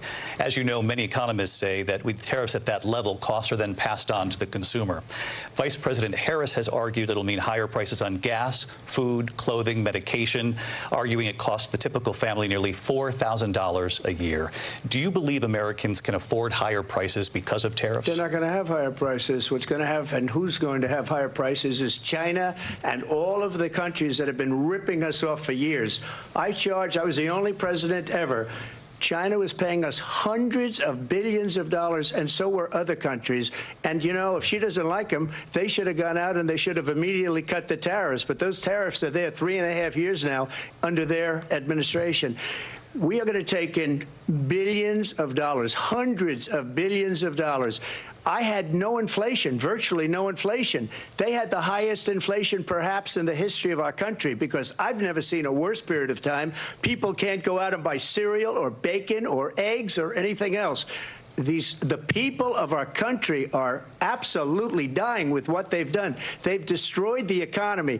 And all you have to do is look at a poll. The polls say 80 and 85 and even 90% that the Trump economy was great, that their economy was terrible. Vice President Harris, I do want to ask for your response. And you heard what the president said there, because the Biden administration did keep a number of the Trump tariffs in place. So how do you respond? Well, let's be clear that the Trump administration resulted in a trade deficit, one of the highest we've ever seen in the history of America. He invited trade wars. You want to talk about his deal with China? What he ended up doing is, under Donald Trump's presidency, he ended up selling American chips to China to help them improve and modernize their military, basically sold us out, when a policy about China should be in making sure the United States of America wins the competition for the 21st century, which means focusing on the details of what that requires, focusing on relationships with our allies, focusing on investing in American-based technology so that we win the race on AI, on quantum computing, focusing on what we need to do to support America's workforce so that we don't end up having on the short end of the stick in terms of workers' rights. But what Donald Trump did, let's talk about this, with COVID, is he actually thanked President Xi for what he did during COVID. Look at his tweet. "Thank you, President Xi!" exclamation point. When we know that Xi was responsible for lacking and not giving us transparency about the origins of COVID. President Trump, I'll let you respond. First of all, they bought their chips from Taiwan. We hardly make chips anymore because of philosophies like they have and policies like they have. I don't say her because she has no policy. Everything that she believed 3 years ago and 4 years ago is out the window. She's going to my philosophy now. In fact, I was going to send her a MAGA hat. She's gone to my philosophy. But if she ever got elected, she'd change it. And it will be the end of our country. She's a Marxist. Everybody knows she's a Marxist. Her father's a Marxist professor in economics, and he taught her well. But when you look at what she's done to our country, and when you look at these millions and millions of people that are pouring into our country monthly, where it's, I believe, 21 million people, not the 15 that people say, and I think it's a lot higher than the 21. That's bigger than New York State pouring in. And just look at what they're doing to our country. They're criminals. Many of these people coming in are criminals. And that's bad for our economy, too. You know, you mentioned before, we'll talk about immigration later. Well, bad immigration is the worst thing that can happen to our economy. They have, and she has, destroyed our country with policy that's insane. Almost policy that you'd say they have to hate our country. President Trump, thank you. Lindsay? I want to turn to the issue of abortion. President Trump, you've often touted that you were able to kill Roe v. Wade. Last year, you said that you were proud to be the most pro-life president in American history. Then last month, you said that your administration would be great for women and their reproductive rights. In your home state of Florida, you surprised many with regard to your 6-week abortion ban, because you initially had said that it was too short. And you said, quote, "I'm going to be voting that we need more than 6 weeks." But then the very next day, you reversed course and said you would vote to support the 6-week ban. Vice President Harris says that women shouldn't trust you on the issue of abortion because you've changed your position so many times. Therefore, why should they trust you? Well, the reason I'm doing that vote is because the plan is, as you know, the vote is, they have abortion in the 9th month. They even have, and you can look at the governor of West Virginia, the previous governor of West Virginia, not the current governor, who's doing an excellent job, but the governor before, he said the baby will be born and we will decide what to do with the baby. In other words, we'll execute the baby. And that's why I did that, because that predominates, because they're radical. The Democrats are radical in that. And her vice presidential pick, which I think was a horrible pick, by the way, for our country, because he is really out of it. But her vice presidential pick says abortion in the 9th month is absolutely fine. He also says execution after birth. It's execution, no longer abortion, because the baby is born, is okay. And that's not okay with me, hence the vote. But what I did is something for 52 years. They've been trying to get Roe v. Wade into the states. And through the genius and heart and strength of 6 Supreme Court justices, we were able to do that. Now, I believe in the exceptions for rape, incest, and life of the mother. I believe strongly in it. Ronald Reagan did also. 85% of Republicans do. Exceptions. Very important. But we were able to get it, and now states are voting on it. And for the first time, you're going to see, look, this is an issue that's torn our country apart for 52 years. Every legal scholar, every Democrat, every Republican, liberal, conservative, they all wanted this issue to be brought back to the states where the people could vote. And that's what happened. And now, Ohio, the vote was somewhat liberal. Kansas, the vote was somewhat liberal, much more liberal than people would have thought. But each individual state is voting. It's the vote of the people now. It's not tied up in the federal government. I did a great service in doing it. It took courage to do it. And the Supreme Court had great courage in doing it. And I give tremendous credit to those 6 justices. There is no state in this country where it is legal to kill a baby after it's born. Madam Vice President, I want to get your response to President Trump. Well, as I said, you're going to hear a bunch of lies, and that's not actually a surprising fact. Let's understand how we got here. Donald Trump hand-selected 3 members of the United States Supreme Court with the intention that they would undo the protections of Roe v. Wade. And they did exactly as he intended. And now in over 20 states, there are Trump abortion bans, which make it criminal for a doctor or nurse to provide health care. In one state, it provides prison for life. Trump abortion bans that make no exception even for rape and incest, which understand what that means. A survivor of a crime of violation to their body does not have the right to make a decision about what happens to their body next. That is immoral. And one does not have to abandon their faith or deeply held beliefs to agree. The government, and Donald Trump certainly, should not be telling a woman what to do with her body. I have talked with women around our country. You want to talk about this is what people wanted?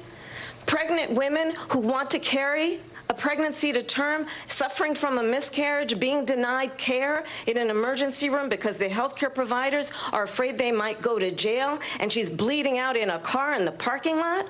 She didn't want that. Her husband didn't want that. A 12 or 13-year-old survivor of incest being forced to carry a pregnancy to term. They don't want that.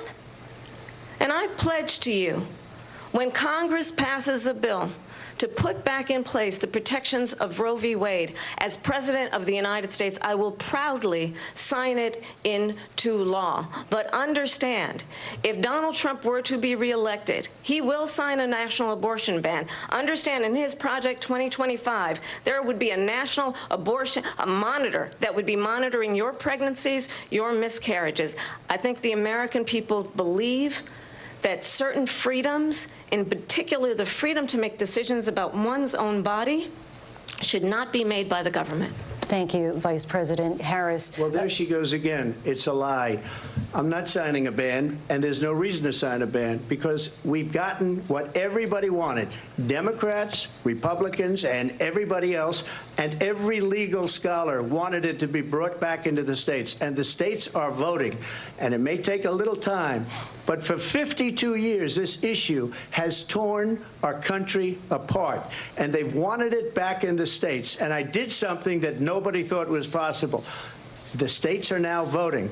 What she says is an absolute lie.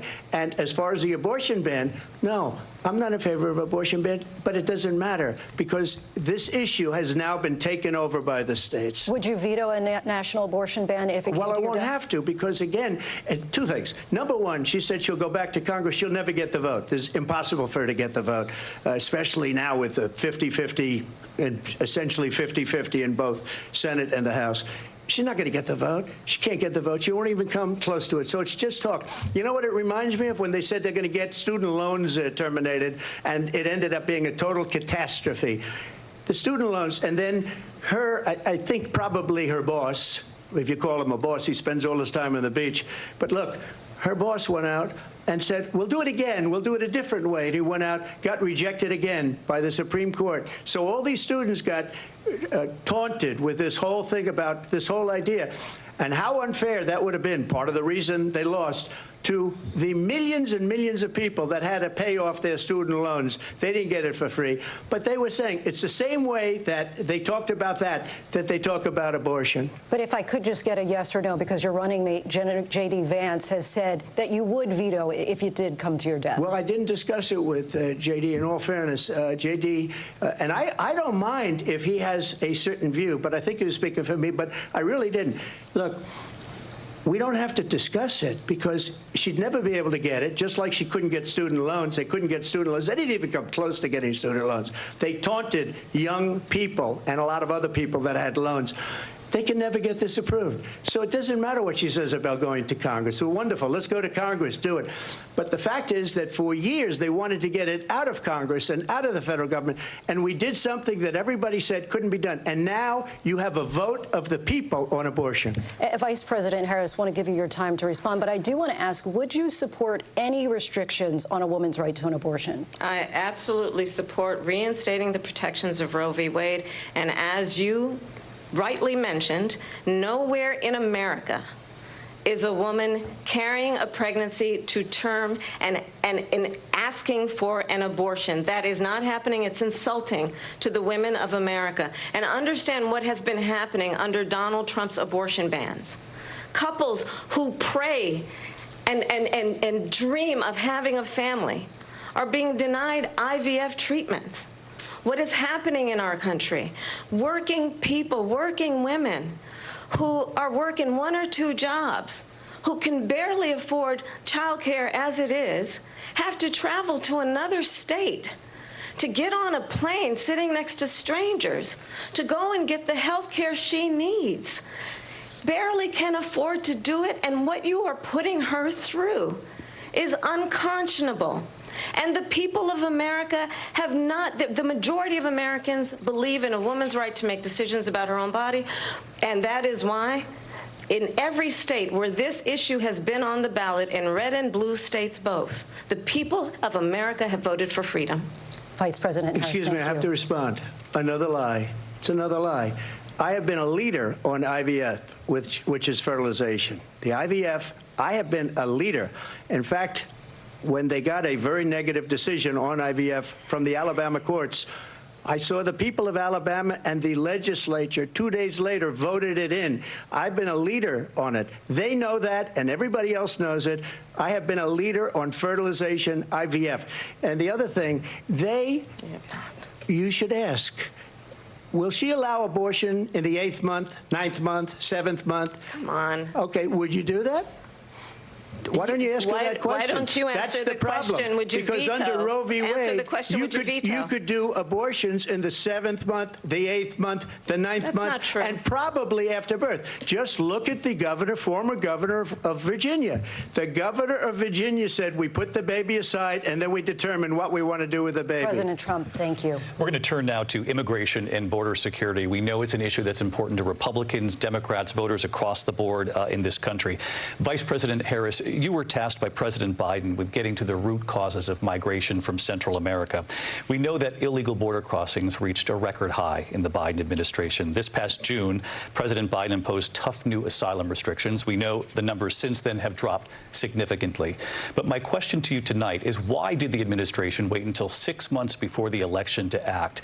And would you have done anything differently from President Biden on this? So I'm the only person on this stage who has prosecuted transnational criminal organizations for the trafficking of guns, drugs, and human beings. And let me say that the United States Congress, including some of the most conservative members of the United States Senate, came up with a border security bill which I supported. And that bill would have put 1,500 more border agents on the border to help those folks who are working there right now overtime trying to do their job. It would have allowed us to stem the flow of fentanyl coming into the United States. I know there are so many families watching tonight who have been personally affected by the surge of fentanyl in our country. That bill would have put more resources to allow us to prosecute transnational criminal organizations for trafficking in guns, drugs, and human beings. But you know what happened to that bill?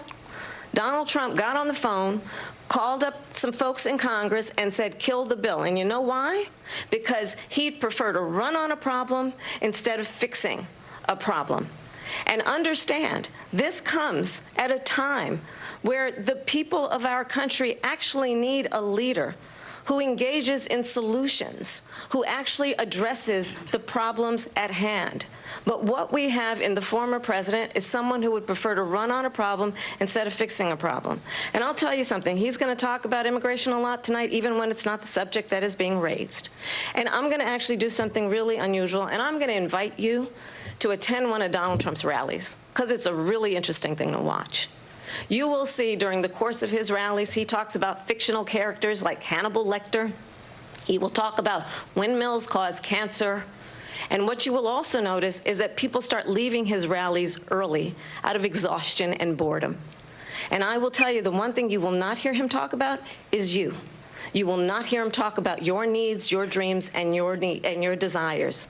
And I'll tell you, I believe you deserve a president who actually puts you first, and I pledge to you that I will. Vice President Harris, thank you. President Trump, on that point, I want to get your response. Well, I would like to respond. Let me just ask, though, why did you try to kill that bill, and successfully so? That would have put thousands of additional agents and officers on the border. First, let me respond as to the rallies.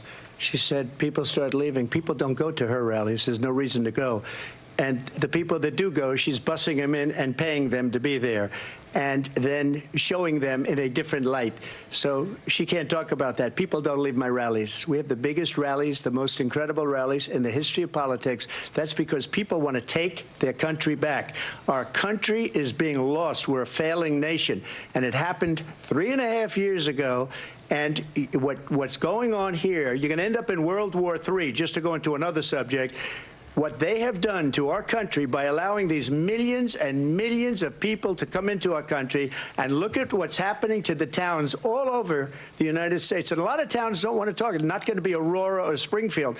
A lot of towns don't want to talk about it because they're so embarrassed by it. In Springfield, they're eating the dogs, the people that came in. They're eating the cats. They're eating the pets of the people that live there. And this is what's happening in our country, and it's a shame. As far as the rallies are concerned, as far as the reason they go is they like what I say. They want to bring our country back. They want to make America great again. It's a very simple phrase, make America great again. She's destroying this country, and if she becomes president, this country doesn't have a chance of success. Not only success, we'll end up being Venezuela on steroids. I just want to clarify here. You bring up Springfield, Ohio, and ABC News did reach out to the city manager there. He told us there have been no credible reports of specific claims of pets being harmed, injured, or abused by individuals within the immigrant community. Well, I've seen people on television. Let me just say here, this is the people on television say my dog was taken and used for food. So maybe he said that, and maybe that's a good thing to say for a city manager. I'm not taking this from television. But the people I'm on taking it from television the city saying their manager. dog was eaten by the people that went there. Again, the Springfield city manager says there's no evidence of that. Vice President Harris, I'll let you respond to the rest of what you've heard. You talk about extreme.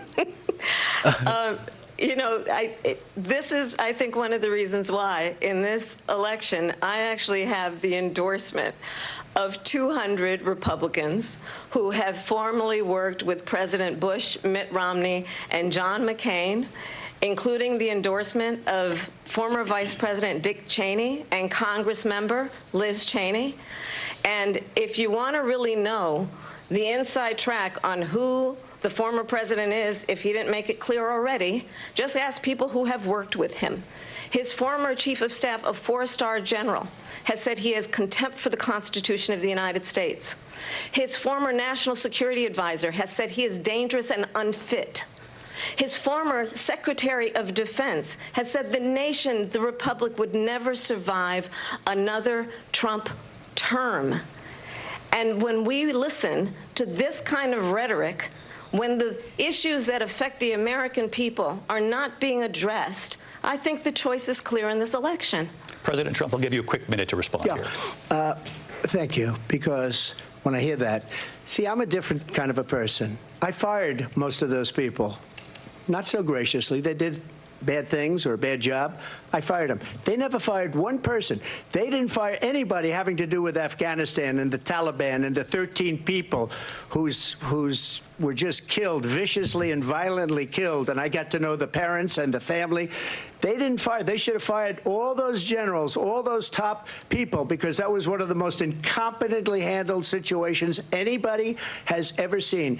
So when somebody does a bad job, I fire him. And you take a guy like Esper. He was no good. I fired him. So he writes a book. Another one writes a book. Because with me, they can write books. With nobody else can they. But they have done such a poor job, and they never fire anybody. Look at the economy. Look at the inflation. They didn't fire any of their economists. They have the same people. That's a good way not to have books written about you. But just to finish, I got more votes than any Republican in history by far. In fact, I got more votes than any president, sitting president, in history by far. Let me continue on immigration. It was what you wanted to talk about earlier, so let's get back to your deportation proposal that the vice president has reacted to as well. President Trump, you call this the largest domestic deportation operation in the history of our country. You say you would use the National Guard. You say if things get out of control, you'd have no problem using the U.S. military. Police, yes. You also said you would use local police. How would you deport 11 million undocumented immigrants? I know you believe that number is much higher. Take us through this. What does this look like? Will authorities be going door to door in this country? Yeah, it is much higher because of them. They allowed criminals, many millions of criminals. They allowed terrorists. They allowed common street criminals. They allowed people to come in, drug dealers, to come into our country, and they're now in the United States and told by their countries like Venezuela, don't ever come back or we're going to kill you. Do you know that crime in Venezuela and crime in countries all over the world is way down? You know why? Because they've taken their criminals off the street and they've given them to her to put into our country. And this will be one of the greatest mistakes in history for them to allow. And I think they probably did it because they think they're going to get votes, but it's not worth it because they're destroying the fabric of our country by what they've done. There's never been anything done like this at all. They've destroyed the fabric of our country. Millions of people let in. And all over the world, crime is down. All over the world except here. Crime here is up and through the roof. Despite their fraudulent statements that they made, crime in this country is through the roof. And we have a new form of crime. It's called migrant crime. And it's happening at levels that nobody thought possible. President Trump, as you know, the FBI says overall violent crime is actually coming down in this country. But Vice Excuse me, President the Harris, FBI they were defrauding statements. They didn't include the worst cities. They didn't include the cities with the worst crime. It was a fraud, just like their number of 818,000 jobs that they said they created turned out to be a fraud. President Trump, thank you. I'll let you respond, Vice President Harris. Well, I think this is so rich, coming from someone who has been prosecuted for national security crimes, economic crimes, election interference, has been found liable for sexual assault, and his next big court appearance is in November at his own criminal sentencing. And let's be clear where each person stands on the issue of what is important about respect for the rule of law and respect for law enforcement. The former vice president called for defunding federal law enforcement, 45,000 agents, get this, on the day after he was arraigned on 34 felony counts. So let's talk about what is important in this race. It is important that we move forward, that we turn the page on this same old tired rhetoric and address the needs of the American people, address what we need to do about the housing shortage, which I have a plan for, address what we must do to support our small businesses, address bringing down the price of groceries. But frankly, the American people are exhausted with this same old tired playbook. Vice President Harris, thank you. Excuse me. Every one of those cases was started by them against their political opponent. And I'm winning most of them, and I will win the rest on appeal. And you saw that with the decision that came down just recently from the Supreme Court. I'm winning most of them. But those are cases, it's called weaponization. Never happened in this country. They weaponized the Justice Department. Every one of those cases was involved with the DOJ, from Atlanta and Fani Willis to the Attorney General of New York and the DA in New York. Every one of those cases. And then they say, oh, he's a criminal. They're the ones that made them go after me. By the way, Joe Biden was found essentially guilty on the documents case. And what happened in my documents case? They said, oh, that's the toughest of them all. A complete and total victory. 2 months ago, it was thrown out. It's weaponization, and they used it, and it's never happened in this country. They used it to try and win an election. They're fake cases. President Trump, thank you. A really quick response here, Vice President Harris, on this notion of weaponization of the Justice Department. Well, let's talk about extreme and understand the context in which this election in 2024 is taking place. The United States Supreme Court recently ruled that the former president would essentially be immune from any misconduct if he were to enter the White House again. Understand, this is someone who has openly said he would terminate, I'm quoting, terminate the Constitution of the United States, that he would weaponize the Department of Justice against his political enemies. Someone who has openly expressed disdain for members of our military. Understand what it would mean if Donald Trump were back in the White House with no guardrails, because certainly we know now the court won't stop him. We know J.D. Vance is not going to stop him. True. It's up to the American people. Vice President Harris, thank you. Lindsay? Vice President Harris, in your last run for president. Weaponized, please. We This is the one that weaponized, not me. She weaponized. I probably took a bullet to the head because of the things that they say about me. They talk about democracy. I'm a threat to democracy. They're the threat to democracy with a fake Russia investigation We do have a lot that went nowhere. We have a lot to get to. Lindsay? Vice President Harris, in your last run for president, you said you wanted to ban fracking. Now you don't. You wanted mandatory government buyback programs for assault weapons. Now your campaign says you don't. You supported decriminalizing border crossings. Now you're taking a harder line. I know you say that your values have not changed. So then why have so many of your policy positions changed? So my values have not changed, and I'm going to discuss every one of at least every point that you've made. But in particular, let's talk about fracking, because we're here in Pennsylvania. I made that very clear in 2020. I will not ban fracking. I have not banned fracking as Vice President of the United States. And in fact, I was the tie-breaking vote on the Inflation Reduction Act, which opened new leases for fracking. My position is that we have got to invest in diverse sources of energy so we reduce our reliance on foreign oil. We have had the largest increase in domestic oil production in history because of an approach that recognizes that we cannot over-rely on foreign oil. As it relates to my values, let me tell you, I grew up a middle-class kid raised by a hardworking mother who worked and saved and was able to buy our first home when I was a teenager. The values I bring to the importance of home ownership, knowing not everybody got handed $400 million on a silver platter and then filed bankruptcy 6 times, is a value that I bring to my work, to say we are going to work with the private sector and home builders to increase 3 million homes, increased by 3 million homes by the end of my first term. My work that is related to having a friend when I was in high school who was sexually assaulted by her stepfather. And my focus then on protecting women and children from violent crime is based on a value that is deeply grounded in the importance of standing up for those who are most vulnerable.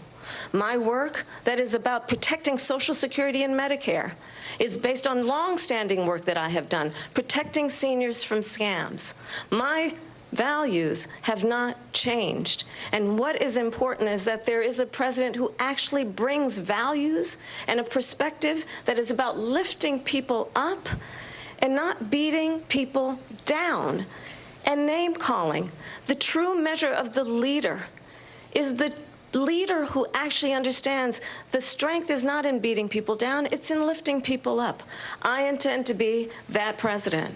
President Trump, your response? First of all, I wasn't given $400 million. I wish I was. My father was a Brooklyn builder, Brooklyn, Queens, and a great father, and I learned a lot from him. But I was given a fraction of that, a tiny fraction, and I built it into many, many billions of dollars, many, many billions. And when people see it, they are even surprised. So we don't have to talk about that. Fracking, she's been against it for 12 years. Defund the police, she's been against that forever. She gave all that stuff up very wrongly, very horribly, and everybody's laughing at it, okay? They're all laughing at it. She gave up at least 12 and probably 14 or 15 different policies. Like, she was big on defund the police. In Minnesota, she went out, wait a minute, I'm talking now, if you don't mind, please. Does that sound familiar? She went out in Minnesota and wanted to let criminals that killed people, that burned down Minneapolis, she went out and raised money to get them out of jail.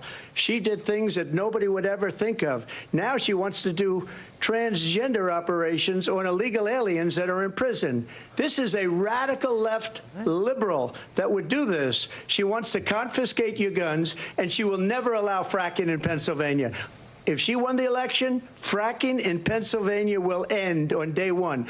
Just to finish one thing, so important in my opinion. So I got the oil business going like nobody has ever done before. When they took over, they got rid of it, started getting rid of it, and the prices were going up the roof. They immediately let these guys go to where they were. I would have been 5 times, 4 times, 5 times higher, because you're talking about 3.5 years ago. They got it up to where I was because they had no choice, because the prices of energy were quadrupling and doubling. You saw what happened to gasoline. So they said, let's go back to Trump. But if she won the election, the day after that election, they'll go back to destroying our country, and oil will be dead, fossil fuel will be dead, we'll go back to windmills, and we'll go back to solar, where they need a whole desert to get some energy to come out of. You ever see a solar plant? By the way, I'm a big fan of solar, but they take 400, 500 acres of desert President soil. Trump, we have a These lot are of not good issues things that for we the have to get environment, to. as We're she out of time. understands. Thank you. Lindsay, thank you. We have an election in just 56 days. And I want to talk about the peaceful transfer of power, which, of course, we all know is a cornerstone of our democracy, and the role of a president in a moment of crisis. Mr. President, on January 6th, you told your supporters to march to the Capitol. You said you would be right there with them. The country and the world saw what played out at the Capitol that day, the officers coming under attack. Aides in the West Wing say you watched it unfold on television off the Oval Office. You did send out tweets, but it was more than 2 hours before you sent out that video message telling your supporters to go home. Is there anything you regret about what you did on that day? You just said a thing that isn't covered. Peacefully and patriotically, I said during my speech, not later on. Peacefully and patriotically. And nobody on the other side was killed. Ashley Babbitt was shot by an out-of-control police officer that should have never, ever shot her. It's a disgrace. But we didn't do this group of people that have been treated so badly. I ask, what about all the people that are pouring into our country and killing people that she allowed to pour in? She was the border czar, remember that. She was the border czar. She doesn't want to be called the border czar because she's embarrassed by the border. In fact, she said at the beginning, well, I'm surprised you're not talking about the border yet. That's because she knows what a bad job they've done. What about those people? When are they going to be prosecuted? When are these people from countries all over the world, not just South America? They're coming in from all over the world, David, all over the world, and crime rates are down all over the world because of it. But let me just ask you, David, when are those people going to be prosecuted? When are the people that burned down Minneapolis going to be prosecuted? Or in Seattle? They went into Seattle. They took over a big percentage of the city of Seattle. When are those people going to be prosecuted? But let me just ask you. You might ask her that question. You were the president. You were watching it unfold on television. It's a very simple question as we move forward toward another election. Is there anything you regret about what you did on that day? Yes or no? I had nothing to do with that other than they asked me to make a speech. I showed up for a speech. I said, I think it's going to be big. I went to Nancy Pelosi and the mayor of Washington, D.C., and the mayor put it back in writing, as you know. I said, you know, this is going to be a very big rally or whatever you want to call it. And again, it wasn't done by me. It was done by others. I said, I'd like to give you 10,000 National Guard or soldiers. They rejected me. Nancy Pelosi rejected me. It was just 2 weeks ago. Her daughter has a tape of her saying she is fully responsible for what happened. They want to get rid of that tape.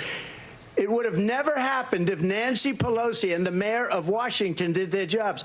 I wasn't responsible for security. Nancy Pelosi was responsible. She didn't do her job. The question was about you as president, not about former Speaker Pelosi. But I do want Vice President Harris to respond here.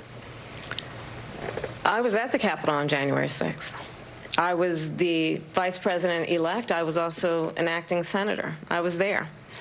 And on that day, the President of the United States incited a violent mob to attack our nation's capital, to desecrate our nation's capital. On that day, 140 law enforcement officers were injured, and some died. And understand, the former president has been indicted and impeached for exactly that reason. But this is not an isolated situation. Let's remember Charlottesville, where there was a mob of people carrying tiki torches, spewing anti-Semitic hate. And what did the president then at the time say? There were fine people on each side. Let's remember that when it came to the Proud Boys, a militia, the president said, the former president said, stand back and stand by. So for everyone watching who remembers what January 6th was, I say we don't have to go back. Let's not go back. We're not going back. It's time to turn the page. And if that was a bridge too far for you, well, there is a place in our campaign for you to stand for country, to stand for our democracy, to stand for rule of law, and to end the chaos, and to end the approach that is about attacking the foundations of our democracy because you don't like the outcome. And be clear on that point. Donald Trump, the candidate, has said in this election there will be a bloodbath if this and the outcome of this election is not to his liking. Let's turn the page on this. Let's not go back. Let's chart a course for the future and not go backwards to the past. Let me just follow up here. It was a different term, and it was a term that related to energy because they have destroyed our energy business. That was where bloodbath was. Also, on Charlottesville, that story has been, as you would say, debunked. Laura Ingraham, Sean Hannity, Jesse, all of these people, they covered it. If they go an extra sentence, they will see it was perfect. It was debunked in almost every newspaper, but they still bring it up, just like they bring 2025 up. They bring all of this stuff up. I ask you this. You talk about the Capitol. Why are we allowing these millions of people to come through on the southern border? How come she's not doing anything? And I'll tell you what I would do, and I would be very proud to do it. I would say we would both leave this debate right now. I'd like to see her go down to Washington, D.C. during this debate because we're wasting a lot of time. Go down to, because she's been so bad, it's so ridiculous. Go down to Washington, D.C. and let her sign a bill to close up the border because they have the right to do it. They don't need bills. They have the right to do it. The President of the United States, you'll get him out of bed. You'll wake him up at 4 o'clock in the afternoon. Right. You'll say, come on down to the office. Let's sign a bill. If he signs a bill that the border is closed, all he has to do is say it to the Border Patrol, who are phenomenal. If they do that, the border is closed. Mr. Those people are killing many people, unlike J6. We talked immigration here tonight. I do want to focus on this next issue to both of you because it really brings us this into focus, truth in these times that we're living in.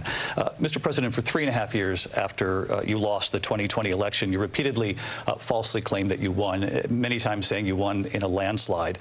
In the past couple of weeks leading up to this debate, you have said, quote, you lost by a whisker, that you, quote, didn't quite make it, that you came up a little bit short. I said that? Are you now acknowledging that you lost in 2020? No, I don't acknowledge that at all. But I you said did that say sarcastically. You know that. It was said, oh, we lost by a whisker. That was said sarcastically.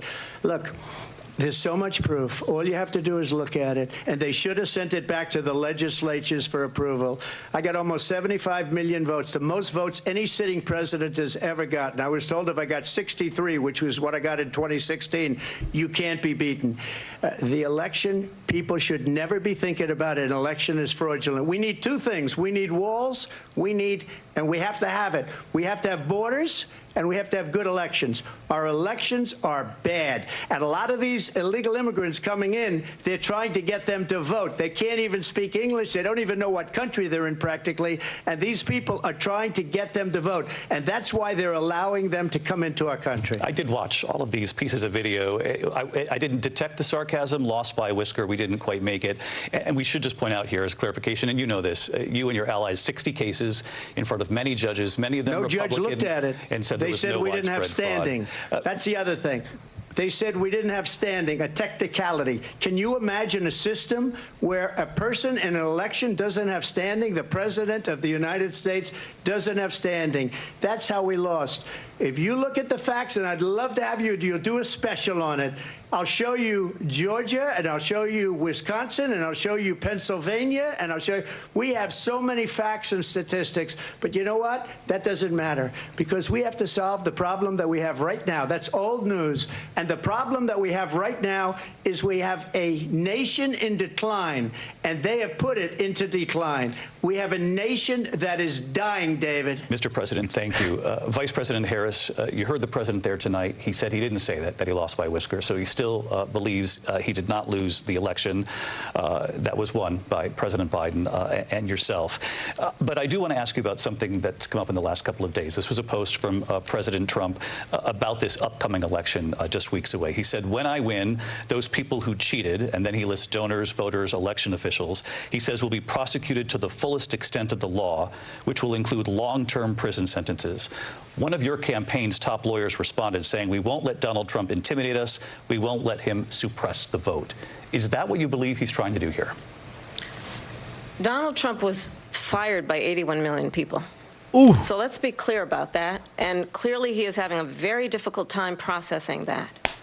But we cannot afford to have a president of the United States who attempts, as he did in the past, to upend the will of the voters in a free and fair election. And I'm going to tell you that I have traveled the world as Vice President of the United States, and world leaders are laughing at Donald Trump. I have talked with military leaders, some of whom worked with you, and they say you're a disgrace. And when you then talk in this way in a presidential debate and deny what over and over again are court cases you have lost because you did, in fact, lose that election, it leads one to believe that perhaps we do not have in the candidate to my right the temperament or the ability to not be confused about fact. That's deeply troubling, and the American people deserve better. I'll give you 1 minute to respond, Mr. President. Let me just say about world leaders. Viktor Orban, one of the most respected men, they call him a strong man. He's a tough person, smart. Prime Minister of Hungary. They said, why is the whole world blowing up? 3 years ago it wasn't. Why is it blowing up? He said, because you need Trump back as president. They were afraid of him. China was afraid, and I don't like to use the word afraid, but I'm just quoting him. China was afraid of him. North Korea was afraid of him. Look at what's going on with North Korea, by the way. He said Russia was afraid of him. I ended the Nord Stream 2 pipeline, and Biden put it back on day one, but he ended the XL pipeline. The XL pipeline in our country, he ended that. But he let the Russians build a pipeline going all over Europe and heading into Germany, the biggest pipeline in the world. Look, Viktor Orban said it. He said the most respected, most feared person is Donald Trump. We had no problems when Trump was president, but when this weak, pathetic man that you saw at a debate just a few months ago, that if he weren't in that debate, he'd be running instead of her. She got no votes. He got 14 million votes. What you did, you talk about a threat to democracy. He got 14 million votes, and they threw him out of office. And you know what? I'll give you a little secret. He hates her. He can't stand her. But he got 14 million votes. They threw him out. She got 0 votes. And when she ran, She was the first one to leave because she failed, and now she's running. I don't understand it, but I'm okay with it because your time is I think we're going to do very well. We've got a lot more to get to. Turning now to the Israel-Hamas war and the hostages who are still being held, Americans among them. Vice President Harris, in December, you said, quote, Israel has a right to defend itself, but you added, quote, it matters how, saying international humanitarian law must be respected. Israel must do more to protect innocent civilians. You said that 9 months ago. Now an estimated 40,000 Palestinians are dead. Nearly 100 hostages remain. Just last week, Prime Minister Benjamin Netanyahu said there's not a deal in the making. President Biden has not been able to break through the stalemate. How would you do it? Well, let's understand how we got here. On October 7, Hamas, a terrorist organization, slaughtered 1,200 Israelis. Many of them young people who were simply attending a concert. Women were horribly raped. And so absolutely, I said then, I say now, Israel has a right to defend itself. We would. And how it does so matters. Because it is also true, far too many innocent Palestinians have been killed. Children, mothers.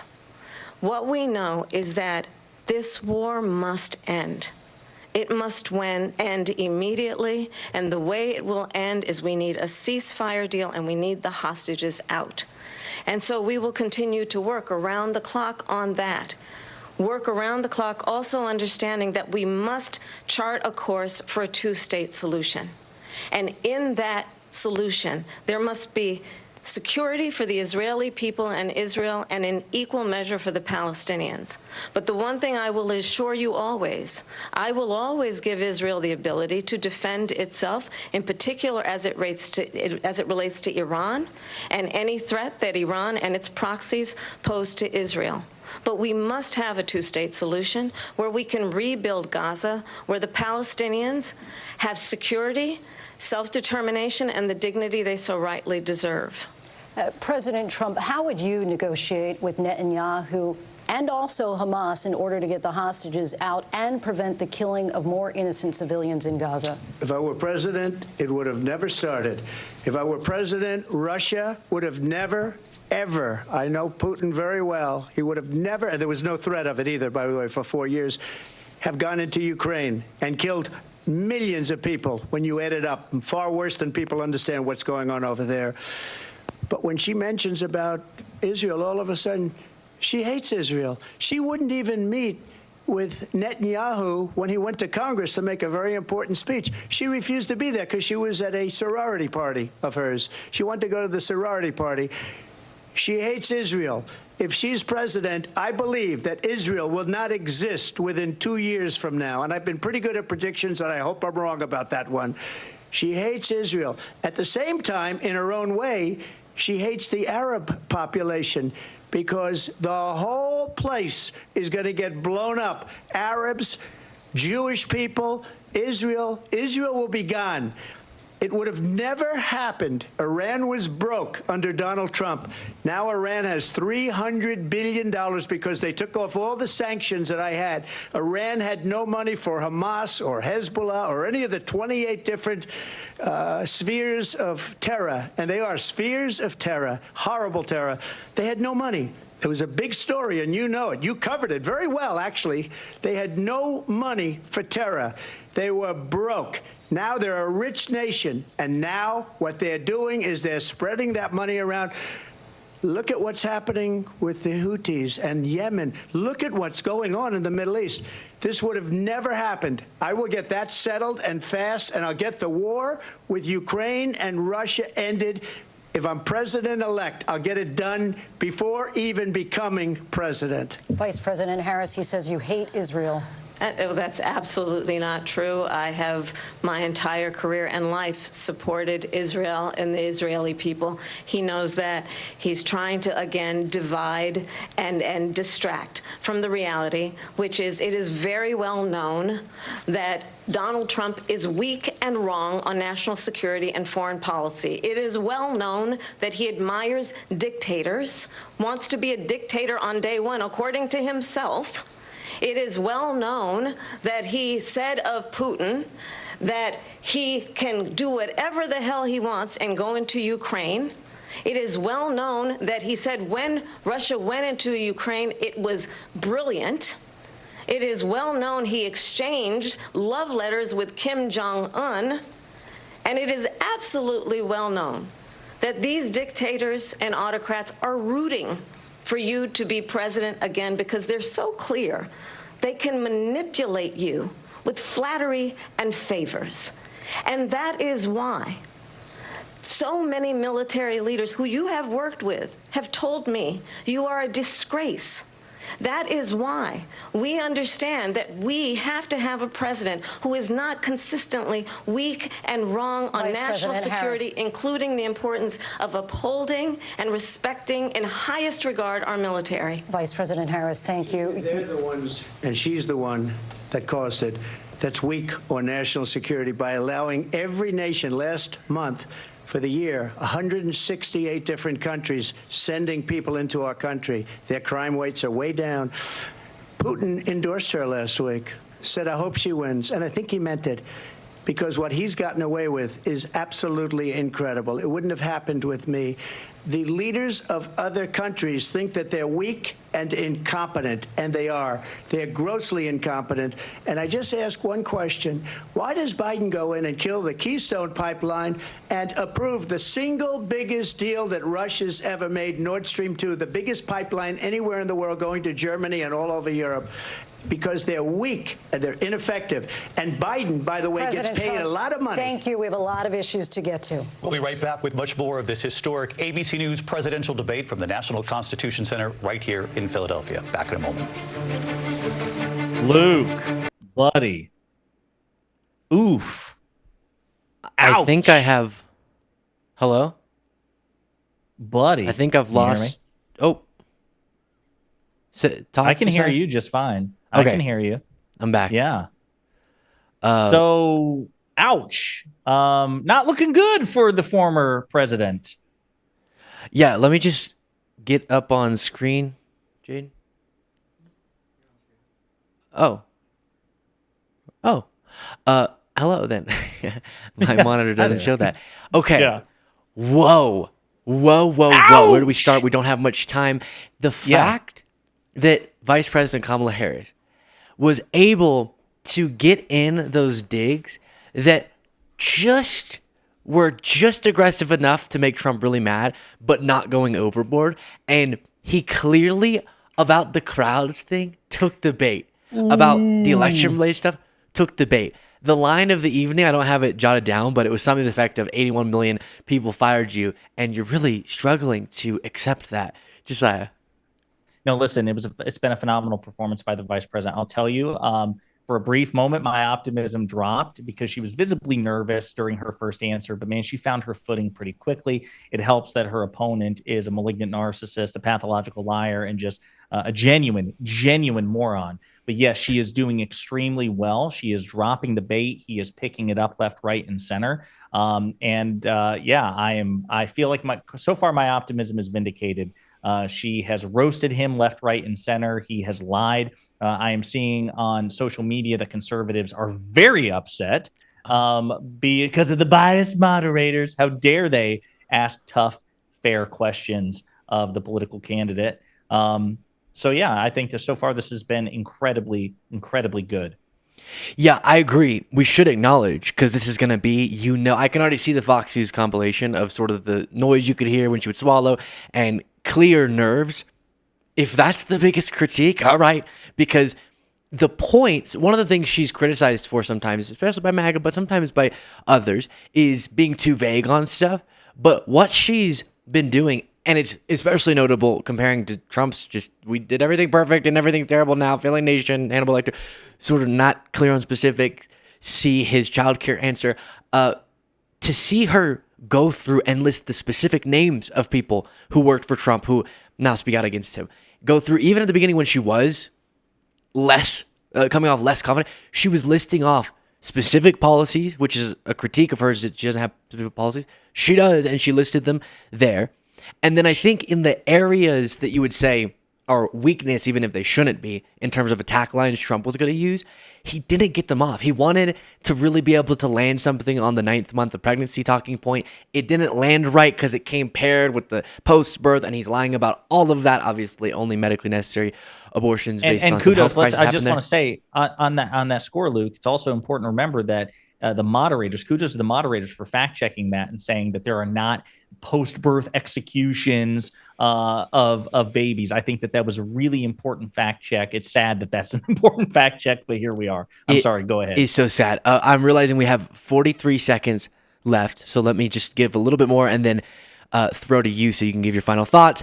I am so glad she brought up the points. Does she watch the show? Termination of the Constitution. No one ever brings that up in terms of politicians. They brought it up. Yes. She watched Luke Beasley. She watched Luke Beasley shred me bank on this. Yeah, of course. Brought up the sexual abuse case. That came off effectively. Brought up record oil production.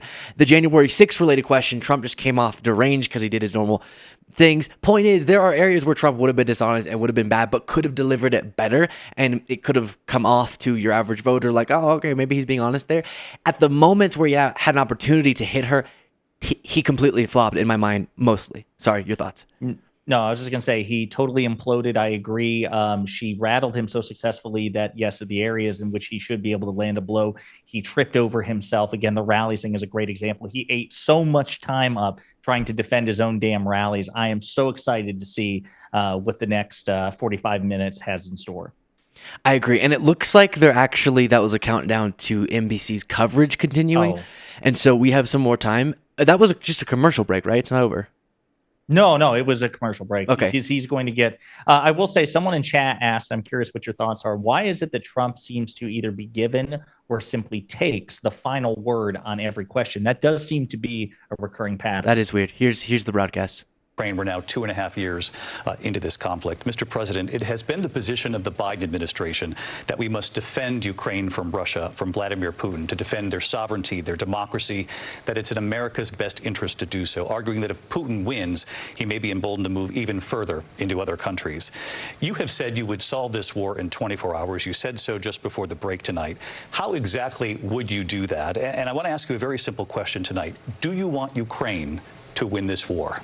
I want the war to stop. I want to save lives that are being people being killed by the millions. It's the millions. It's so much worse than the numbers that you're getting, which are fake numbers. Look, we're in for $250 billion or more because they don't ask Europe, which is a much bigger beneficiary to getting this thing done than we are. They're in for $150 billion less because Biden and you don't have the courage to ask Europe like I did with NATO. They paid billions and billions, hundreds of billions of dollars when I said, either you pay up or we're not going to protect you anymore. So that's maybe one of the reasons they don't like me as much as they like weak people. But you take a look at what's happening. We're in for 250 to 275 billion. They're into 100 to 150. They should be forced to equalize. With that being said, I want to get the war settled. I know Zelensky very well, and I know Putin very well. I have a good relationship, and they respect your president, okay? They respect me. They don't respect Biden. How would you respect him? Why? For what reason? He hasn't even made a phone call in 2 years to Putin, hasn't spoken to anybody. They don't even try and get it. That is a war that's dying to be settled. I will get it settled before I even become president. If I win, when I'm president-elect, and what I'll do is I'll speak to one, I'll speak to the other, I'll get them together. That war would have never happened. And in fact, when I saw Putin after I left, unfortunately left because our country has gone to hell. But after I left, when I saw him building up soldiers, he did it after I left, I said, oh, he must be negotiating. It must be a good, strong point of negotiation. Well, it wasn't, because Biden had no idea how to talk to him. He had no idea how to stop it. And now you have millions of people dead, and it's only getting worse, and it could lead to World War III. Don't kid yourself, David. We're playing with World War III, and we have a president that we don't even know if he's... Where is our president? We don't even know if he's a president. And just to clarify they here... They threw him out of a campaign like a dog. We don't even know. Is he our president? But we have a president, Mr. President, that doesn't know he's alive. Your time is up. Just to clarify in the question, Do you believe it's in the U.S. best interest for Ukraine to win this war, yes or no? I think it's the U.S. best interest to get this war finished and just get it done. All right. Negotiate a deal, because we have to stop all of these human lives from being destroyed. I want to take this to Vice President Harris. I want to get your thoughts on support for Ukraine in this moment, but also, as Commander-in-Chief, if elected, how would you deal with Vladimir Putin, and would it be any different from what we're seeing from President Biden? Well, first of all, it's important to remind the former president you're not running against Joe Biden, you're running against me. I believe the reason that Donald Trump says that this war would be over within 24 hours is because he would just give it up. And that's not who we are as Americans. Let's understand what happened here. I actually met with Zelensky a few days before Russia invaded, tried through force to change territorial boundaries, to defy one of the most important international rules and norms, which is the importance of sovereignty and territorial integrity. And I met with President Zelensky. I shared with him American intelligence about how he could defend himself. Days later, I went to NATO's eastern flank, to Poland and Romania. And through the work that I and others did, we brought 50 countries together to support Ukraine in its righteous defense. And because of our support, because of the air defense, the ammunition, the artillery, the javelins, the Abrams tanks that we have provided, Ukraine stands as an independent and free country. If Donald Trump were president, Putin would be sitting in Kyiv right now. And understand what that would mean, because Putin's agenda is not just about Ukraine. Understand why the European allies and our NATO allies are so thankful that you are no longer president, and that we understand the importance of the greatest military alliance the world has ever known, which is NATO, and what we have done to preserve the ability of Zelensky and the Ukrainians to fight for their independence.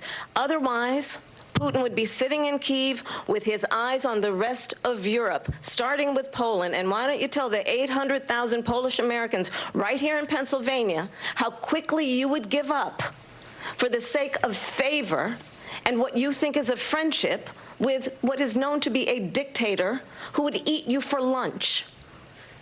Vice President Harris, thank you. We've heard from both of you on Ukraine tonight. Afghanistan came up in the last hour. I wanted her to respond to something you said earlier, and please, I'll give you a minute here. Putin would be sitting in Moscow, and he wouldn't have lost 300,000 men and women, but he would have been sitting in Moscow. Quiet, please. He would have been sitting in Moscow much happier than he is right now. But eventually, you know, he's got a thing that other people don't have. He's got nuclear weapons. They don't ever talk about that. He's got nuclear weapons. Nobody ever thinks about that. And eventually, maybe he'll use them, and maybe he hasn't been that threatening. But he does have that, something we don't even like to talk about. Nobody likes to talk about it. But just so you understand, they sent her to negotiate peace before this war started. 3 days later, he went in and he started the war because everything they said was weak and stupid. They said the wrong things. That war should have never started. She was the emissary. They sent her in to negotiate with Zelensky and Putin, and she did. And the war started 3 days later. And that's the kind of talent we have with her. She's worse than Biden. In my opinion, I think he's the worst president in the history of our country. She goes down as the worst vice president in the history of our country. But let me tell you something. She is a horrible negotiator. They sent her in to negotiate. As soon as they left, Putin did the invasion. President Trump, thank you. You did bring up something. You said she went to negotiate with Vladimir Putin. Vice President Harris, have you ever met Vladimir Putin? Can you clarify tonight? Yet again, I said it at the beginning of this debate, you're going to hear a bunch of lies coming from this fellow. And that is another one. When I went to meet with President Zelensky, I've now met with him over 5 times. The reality is it has been about standing as America always should, as a leader upholding international rules and norms, as a leader who shows strength, understanding that the alliances we have around the world are dependent on our ability to look out for our friends and not favor our enemies because you adore strongmen instead of caring about democracy. And that is very much what is at stake here. The President of the United States is commander-in-chief. And the American people have a right to rely on a president who understands the significance of America's role and responsibility in terms of ensuring that there is stability and ensuring we stand up for our principles and not sell them for the benefit of personal flattery. We've talked about Ukraine and Vladimir Putin. I do want to talk about Afghanistan. It came up in the first hour of this debate. I want to move on to Afghanistan. Stoltenberg said Trump did the most amazing thing I've ever seen. He got these countries, the 28 countries at the time, to pay up. He said, I've never seen. He's the head of NATO. He said, I've never seen. For years, we were paying almost all of NATO. We were being ripped off by European nations, both on trade and on NATO.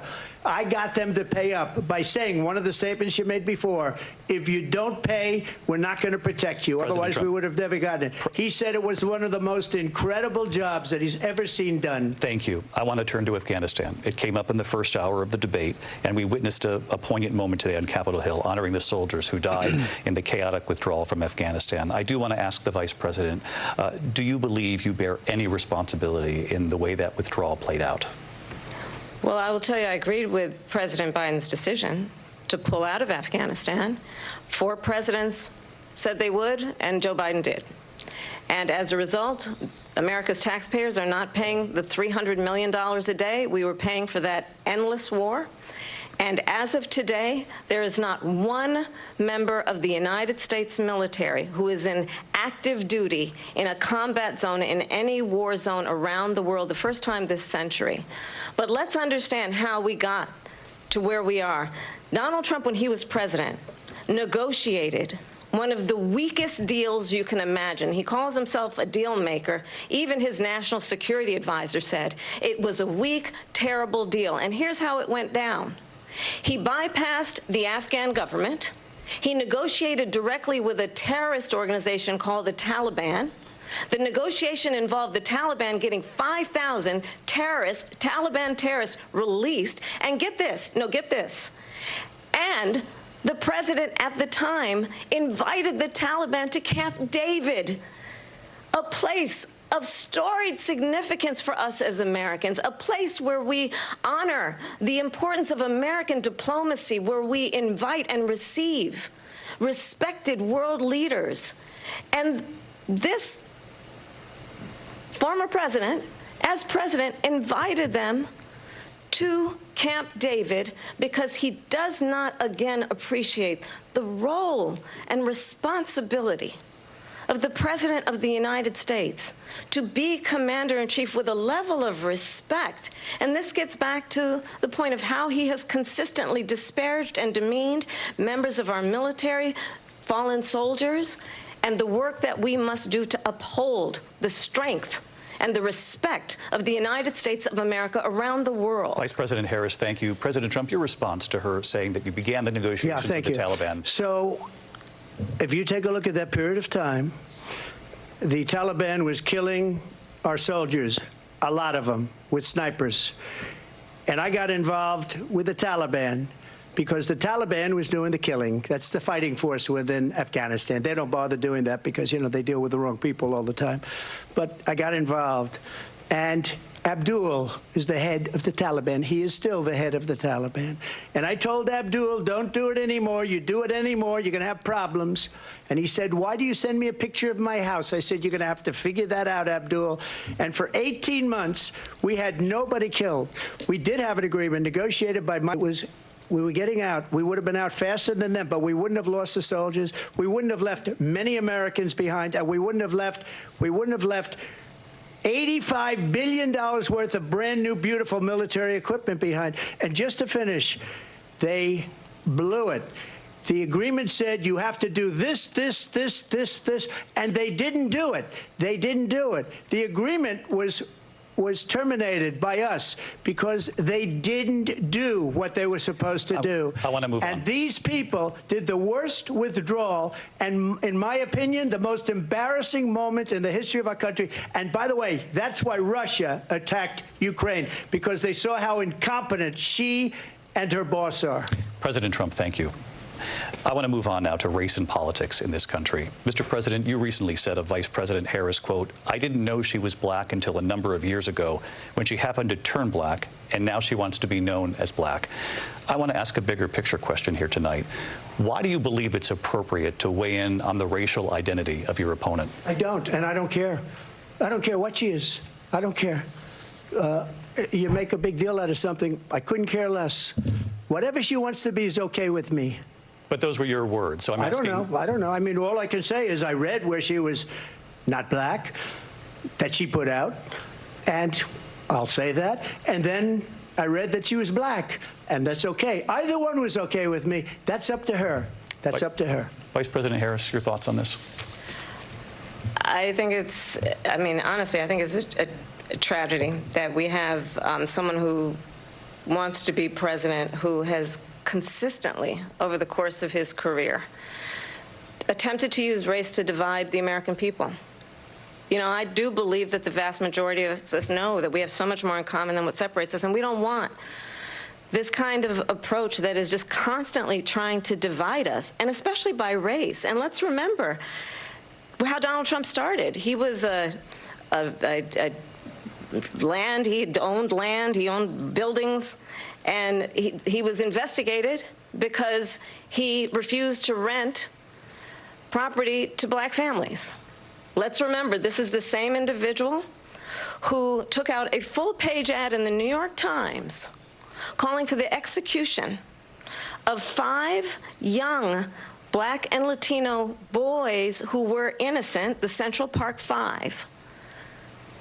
Took out a full-page ad calling for their execution. This is the same individual who spread birther lies about the first black president of the United States. And I think the American people want better than that, want better than this, want someone who understands, as I do, I travel our country. We see in each other a friend. We see in each other a neighbor. We don't want a leader who is constantly trying to have Americans point their fingers at each other. I meet with people all the time who tell me, can we please just have discourse about how we're going to invest in the aspirations and the ambitions and the dreams of the American people? Knowing that regardless of people's color or the language their grandmother speaks, we all have the same dreams and aspirations and want a president who invests in those, not in hate and division. Vice President Harris, thank you. Lindsay? President Trump, this is now your 3rd time. This is the most divisive presidency in the history of our country. There's never been anything like it. They're destroying our country, and they come up with things like what she just said, going back many, many years, when a lot of people, including Mayor Bloomberg, agreed with me on the Central Park 5. They admitted, they said, they pled guilty. And I said, well, if they pled guilty, they badly hurt a person, killed a person ultimately.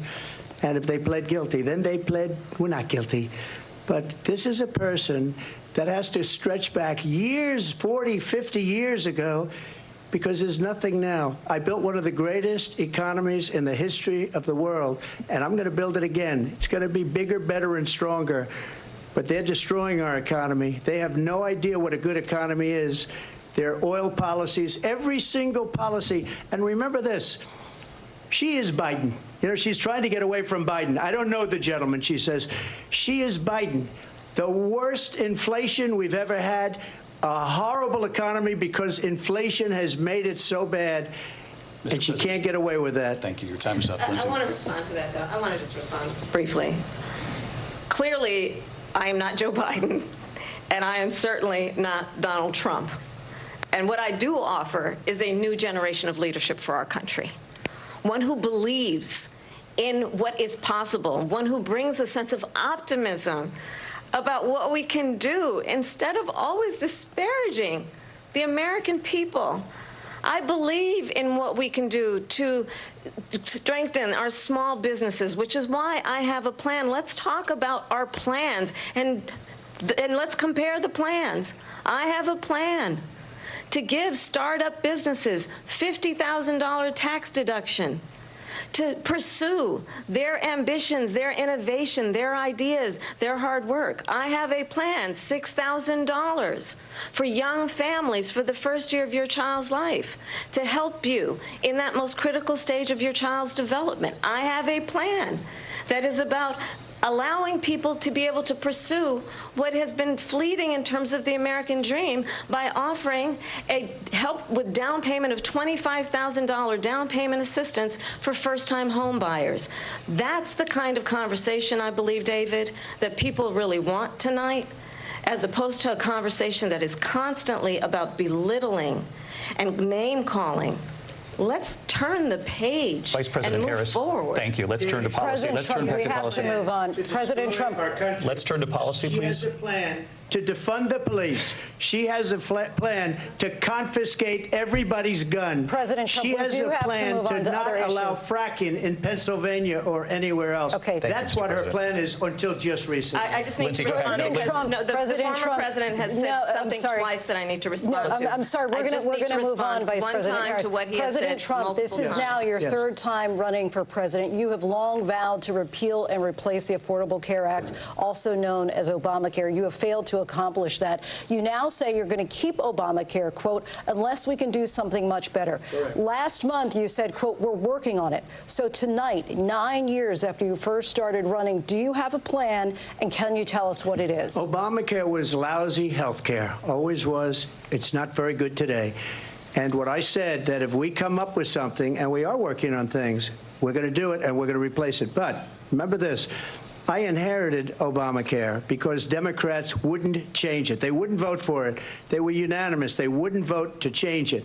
If they would have done that, we would have had a much better plan than Obamacare. But the Democrats came up. They wouldn't vote for it. I had a choice to make when I was president. Do I save it and make it as good as it can be, never going to be great, or do I let it rot? And I felt I had an obligation, even though politically it would have been good to just let it rot and let it go away. I decided, and I told my people, the top people, and they're very good people. I have a lot of good people in that administration. We read about the bad ones. We had some real bad ones, too, and so do they. They have really bad ones. The difference is they don't get rid of them. But let me just explain. I had a choice to make. Do I save it and make it as good as it can be, or do I let it rot? And I saved it. I did the right thing. But it's still never going to be great, and it's too expensive for people. And what we will do is we're looking at different plans. If we can come up with a plan that's going to cost our people, our population, less money and be better health care than Obamacare, then I would absolutely do it. But until then, I'd run it as good as it can be run. So just a yes or no, you still do not have a plan? I have concepts of a plan.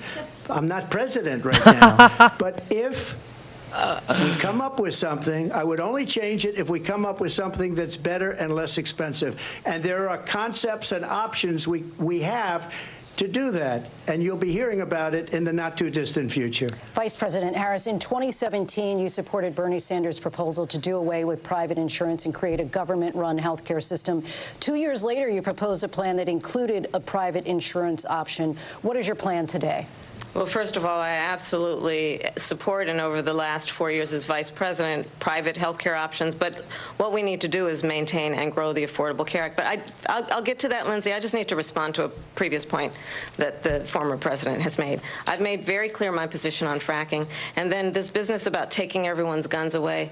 Tim Walz and I are both gun owners. We're not taking anybody's guns away. So stop with the continuous lying about this stuff.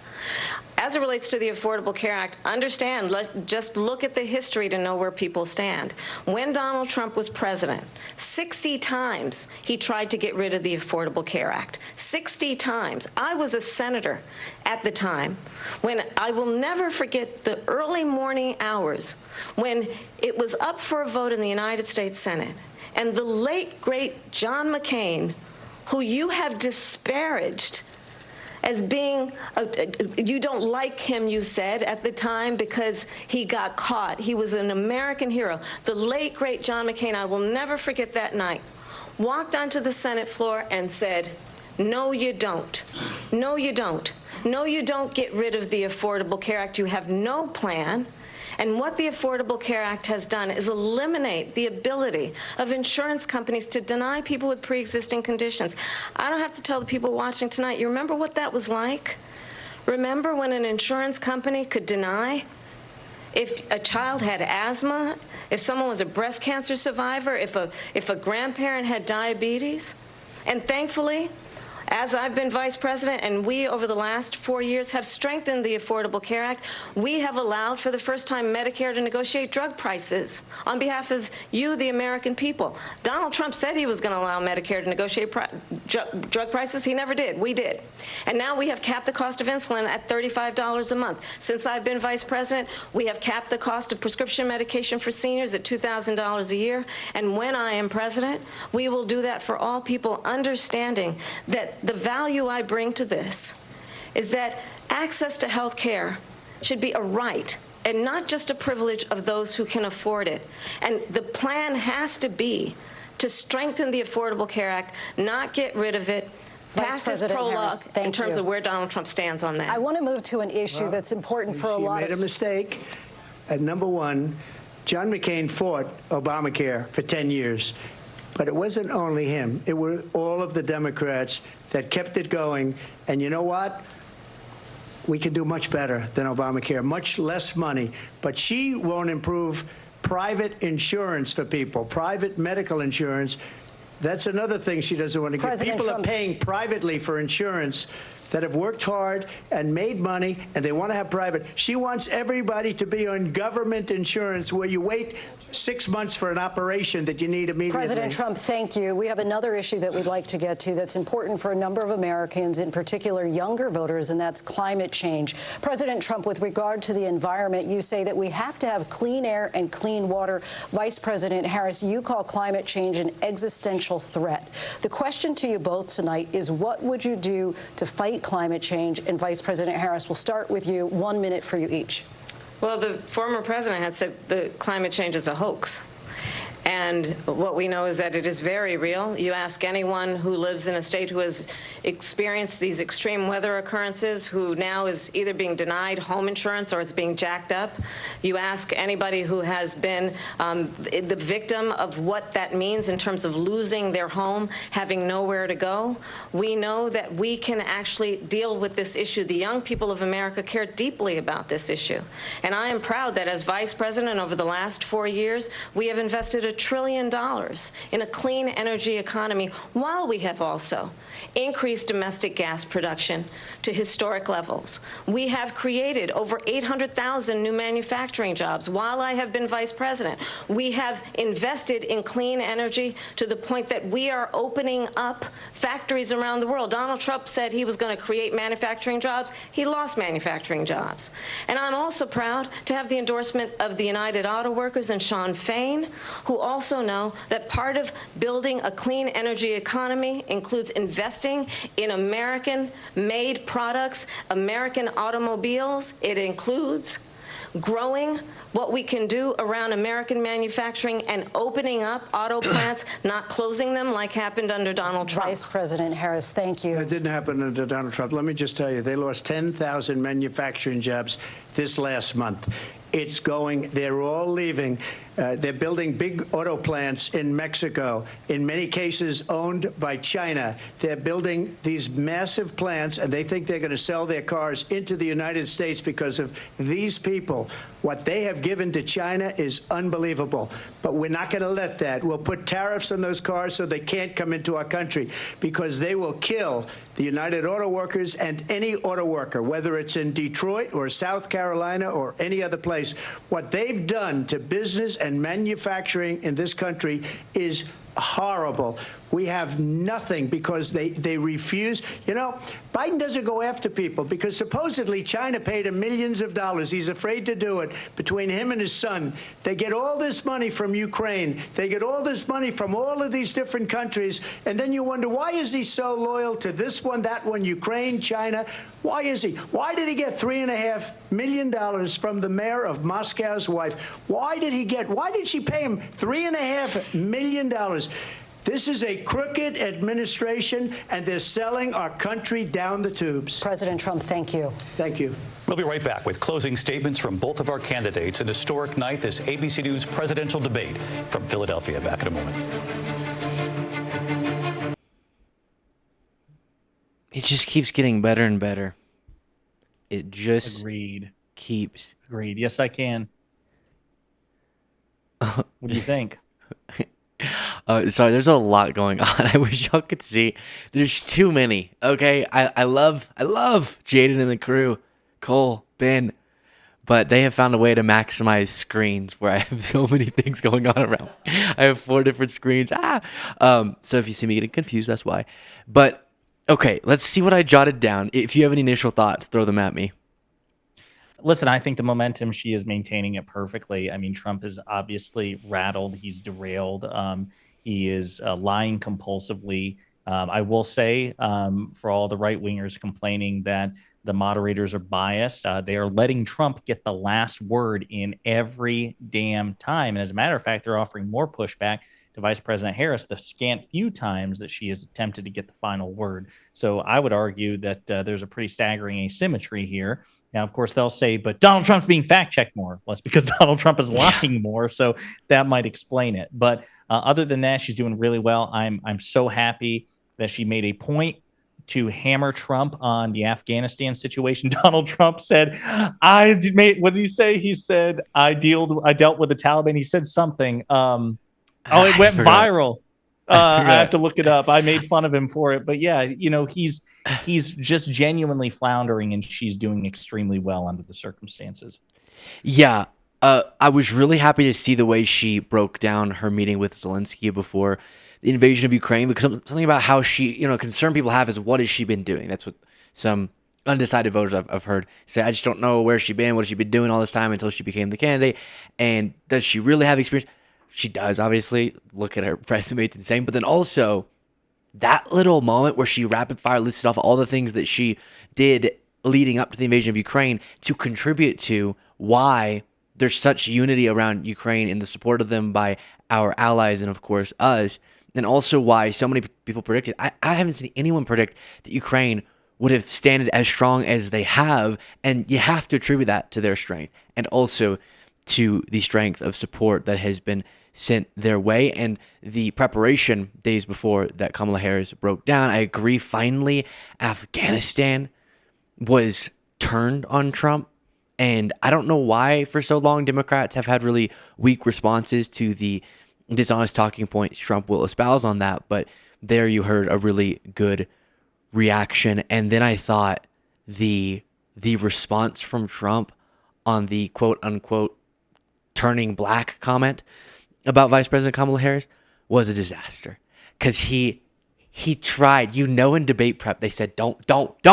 And so he went, for the love of God, don't do it. Fake a heart attack, do anything. Do not answer the question. Don't do it. And he just went right into it. And then he went, but she said that she wasn't. And then she just got to look way more You just reasonable. saw one bead of sweat roll down his temple, and he's just like, it's like a blob of orange makeup just. Yeah. And then I thought that she perfectly, because she could do something that would be justified, but not as aesthetically effective politically, which would be to sort of show the way that she's offended by those comments. Instead, she said, you see that? You see the vile, childish nature of the person standing next to me? You know what I want to do? I want to unite all races. I don't want this sort of garbage in the White House. I think all Americans should unite around these good American values, regardless of background, race, gender, etc. And that was just, perfect. No, I think that she pivoted extremely well. She redirected. I was actually, quite frankly, Luke, surprised that she engaged with it even as substantively as she did. I think she handled it masterfully, but I expected her to actually use the line she did from the CNN interview where she's like, old, tired, playbook, next question. So she actually did something riskier. She engaged with it, but she brilliantly redirected into a more unifying message. I think it was very well done. And he's clearly getting rattled because he said, we're wasting our time here. And then he's starting to sort of shout more. And I do want to say, in situations like this, justifiably, all sorts of criticism will be levied the way. And it looks like we're about to come back in, but will be levied the way of the moderators. I think there's problems you're mentioning. I didn't really notice that until now. But I think overall they've been doing all right. And Harris, we begin with you. So I think you've heard tonight two very different visions for our country. One that is focused on the future, and the other that is focused on the past, and an attempt to take us backward. But we're not going back. And I do believe that the American people know we all have so much more in common than what separates us, and we can chart a new way forward. And a vision of that includes having a plan, understanding the aspirations, the dreams, the hopes, the ambition of the American people, which is why I intend to create an opportunity economy, investing in small businesses, in new families, in what we can do around protecting seniors, what we can do that is about giving hardworking folks a break and bringing down the cost of living. I believe in what we can do together that is about sustaining America's standing in the world and ensuring that we have the respect that we so rightly deserve, including respecting our military and ensuring we have the most lethal fighting force in the world. I will be a president that will protect our fundamental rights and freedoms, including the right of a woman to make decisions about her own body and not have her government tell her what to do.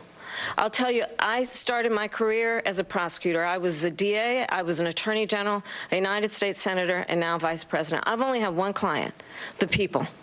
And I'll tell you, as a prosecutor, I never asked a victim or a witness, are you a Republican or a Democrat? The only thing I ever asked them, are you okay? And that's the kind of president we need right now. Someone who cares about you and is not putting themselves first. I intend to be a president for all Americans and focus on what we can do over the next 10 and 20 years to build back up our country by investing right now in you, the American people. Vice President Harris, thank you. President Trump? So she just started by saying she's going to do this, she's going to do that, she's going to do all these wonderful things. Why hasn't she done it? She's been there for 3.5 years. They've had 3.5 years to fix the border. They've had 3.5 years to create jobs and all the things we talked about. Why hasn't she done it? She should leave right now, go down to that beautiful White House, go to the Capitol, get everyone together and do the things you want to do, but you haven't done it, and you won't do it because you believe in things that the American people don't believe in. You believe in things like we're not going to frack. We're not going to take fossil fuel. We're not going to do things that are going to make this country strong, whether you like it or not. Germany tried that, and within 1 year, they were back to building normal energy plants. We're not ready for it. We can't sacrifice our country for the sake of bad vision. But I just ask one simple question. Why didn't she do it? We're a failing nation.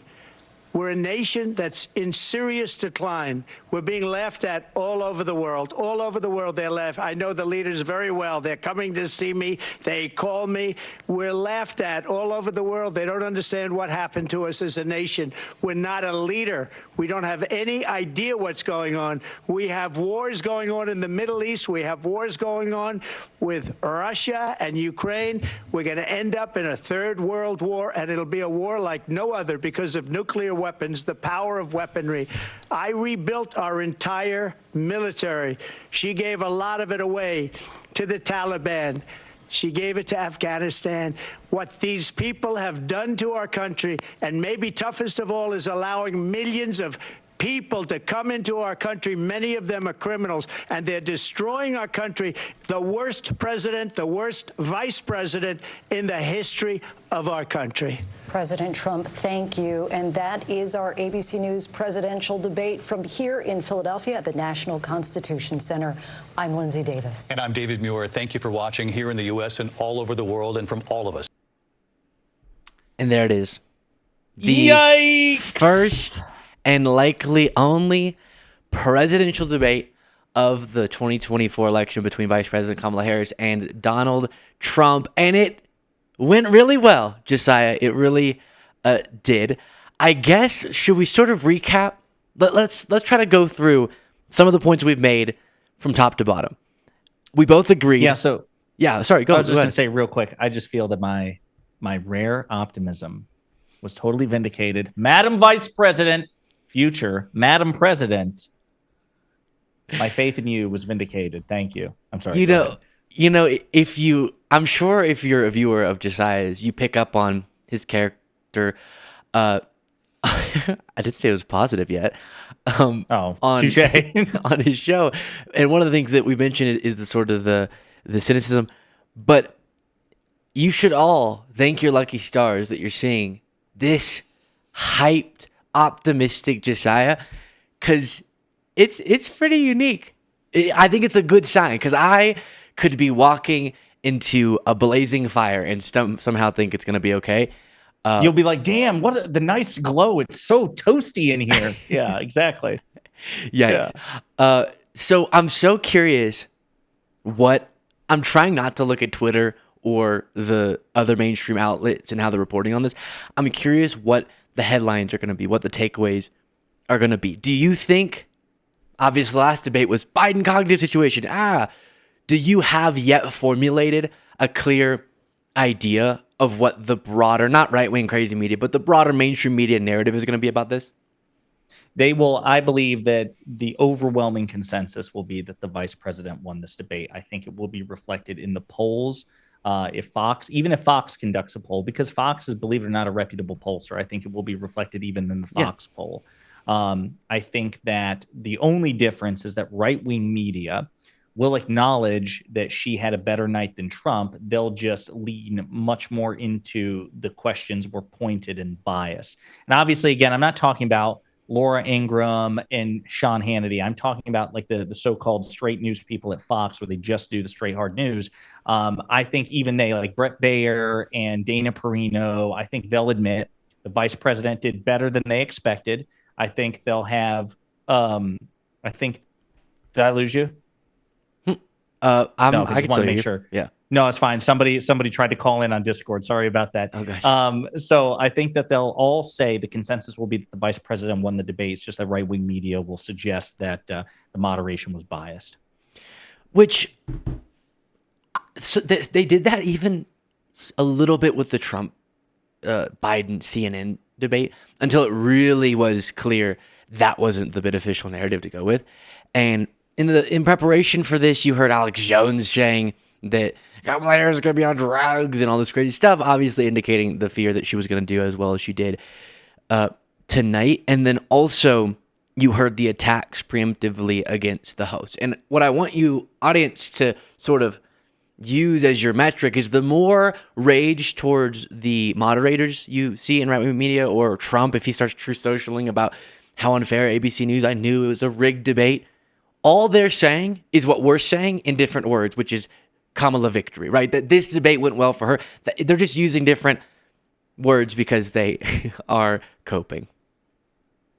No, 100%. And what will be interesting too is, I want to say this, right? There was the opportunity, and there have been suggestions of follow-up debates. We the way that we have prepped for this, the way that we've talked about in our videos, that this is the first and perhaps only debate. My question is after a performance like tonight, will there be a follow-up debate? Because I would argue, I'm confident that if there were a second debate, she would still beat him. But Luke, what do you think? Should the vice president make this the one and only and just kind of leave this as the searing impression? Isn't that so tough? Because the two arguments in favor of Harris, from her perspective, are this one went so well, leave it there. That's the taste you want to leave in people's mouth before the election. And there's only 50 plus days into the election. Okay. That compels me. And we heard everything we're going to hear from Trump. He has about 10 talking points. He goes back to them. So do we really need to hear that again? Compelling. The other side, though, is a big problem for Harris is that people don't feel like they know her well enough. I'm curious to see the impact on polling of this debate, because now you got to see and be introduced to Vice President Kamala Harris if you weren't already as a voter. But maybe based on how this went, she'll actually favor doing a second if she doesn't see the bump and pull she wants to. Let me see what Governor of Pennsylvania Josh Shapiro is saying right now on NBC. chaos of Donald Trump's time in office. Well, I'll tell you what, I think Kamala Harris cleared that brain fog out, reminded people of the disaster that he was as president. And I think it was also clear as she was laying out a vision to take this country, Donald Trump didn't have a clear vision on where he wanted to go. Instead, it was more grievance and division, more attacks on other people. And Donald Trump, I think, will make our country less safe, more chaotic, and less free. And Donald Trump prosecuted the heck out of the case tonight. Well, Kamala Harris prosecuted the case tonight. Pardon me. Oh, against Donald Trump. Gotcha. Okay, got you. I thought Donald Trump toward the end finally got around to what he was hoping to accomplish, which is say, if you have all these plans and you have all this vision, Kamala Harris, you've had 3.5 years to do it. Why haven't you? So what is the answer to that? She has served as vice president. She knows the job to be president. Now she has laid out her vision for where she wants to take. All right, let's quickly break from that. Why don't they answer that question the way I want them to? I don't know. Just say, there's so much more to do. Republicans keep obstructing us. We don't know why. Yes, we do. They like problems more than like solutions because they can run on them for political reasons. But look what's happened even with that obstruction. And then go through the list. The huge investments in manufacturing, the economy that outpaced other countries, the crime plummet that happened after the spike that happened under Donald Trump, the investments in infrastructure, doing what Trump said he was going to do over and over again, like his healthcare plan, and never actually got it done. The fact that more people have health insurance in the United States right now than ever before. The fact that the United States brought down inflation way more rapidly and effectively and then lower than our G7 counterparts because of the pandemic impact on inflation globally. Yes, there's more to do. Obviously, that's why she's running for president. But this idea that she's making all these promises and has no record as vice president, her participation in the Biden administration, to bolster the legitimacy to her promises going forward is absurd. Yeah, so again, this is something that's, I think, that you could just effortlessly spin on Trump himself. Like, you were president for 4 years, not vice president. You were president, and apparently you were just the greatest there ever was. You were a better president than Washington and Lincoln. That's what you say. You have a loftier sense of your own accomplishments and your own abilities. Why couldn't you build a wall? Why couldn't you cap insulin at $35? Why couldn't you repeal and replace Obamacare? Why couldn't you, allow Medicare to negotiate prescription drug prices? Why couldn't you pass infrastructure? Why couldn't you get us out of Afghanistan? We can play this damn game all damn day, Donald, and I'll win. So how about we not do that? How about we're adults here and we say that because of the Republicans in Congress, and quite frankly, because of you pulling the strings from Mar-a-Lago, there are things that I can't get done because I also not just need to win my election, but since you teed it up for me, Donald, let me just say, Americans, it is vitally important not only to keep Donald Trump out of the White House and put me in the White House, it's vitally important to give me a cooperative Congress. Because Donald Trump doesn't understand how the federal government works. He thinks that because, of course, he's an authoritarian and he's a wannabe dictator, he thinks only about himself. But there are two other branches, and we have to account for them. So this is what I will do. This is what I want to get done. But I need to be president, and I need Democratic majorities in both chambers of Congress, and then we will be able to get done what we want to do. And the proof is in the pudding, Americans. When we had a Democratic president and Democratic control of Congress, we passed the American Rescue Plan, which created 4 million jobs and avoided a double-digit recession, put money in the pockets of American citizens. We were able to pass the bipartisan infrastructure law, delivering on a promise in 1 year that Donald Trump promised for 4 years he would do and failed to deliver, which means, objectively speaking, quantitatively, we are 4 times as good as Donald Trump because we got it done in 1 year. He tried and failed for 4. We passed the Bipartisan Safer Communities Act, which is the single biggest piece of comprehensive gun safety legislation in 30 years. We passed the Chips and Science Act, which has presided over a manufacturing boom, 800,000 manufacturing jobs, billions upon billions of dollars of semiconductor manufacturing chips in this country, compared to Donald Trump, who presided over a net export of manufacturing jobs and 0 semiconductor manufacturing chips. The PACT Act, which expanded veterans' health care, because the Democrats, we actually care about America's veterans. Donald Trump doesn't. We actually got out of Afghanistan. Donald Trump set us up for grotesque failure. We still got it done. And if he wants to talk about troop deaths, if he wants to evaluate that as a grisly statistic, that's how we evaluate successful presidencies, more American troops died on his watch than ours. So I don't think he wants to go down that route and just go on and on and on like that and demonstrate the vast disparity in terms of legislative and executive accomplishments. But that's how I'd like her to answer that question. You know, my political commentator crush for you, Josiah, has never been stronger after that. That was brilliant. Let's see how some undecided voters are reacting to this debate. Hannah. Manipulative. And Andrew. Lies on both sides. Okay. Lies. Like what? You came On the in left. all undecided. Has anything changed your mind tonight? Is there anything you heard here that you thought, oh yeah, I could go for that policy. I could stand with that candidate? Not really. For me, I think Kamala had a good debate. I'm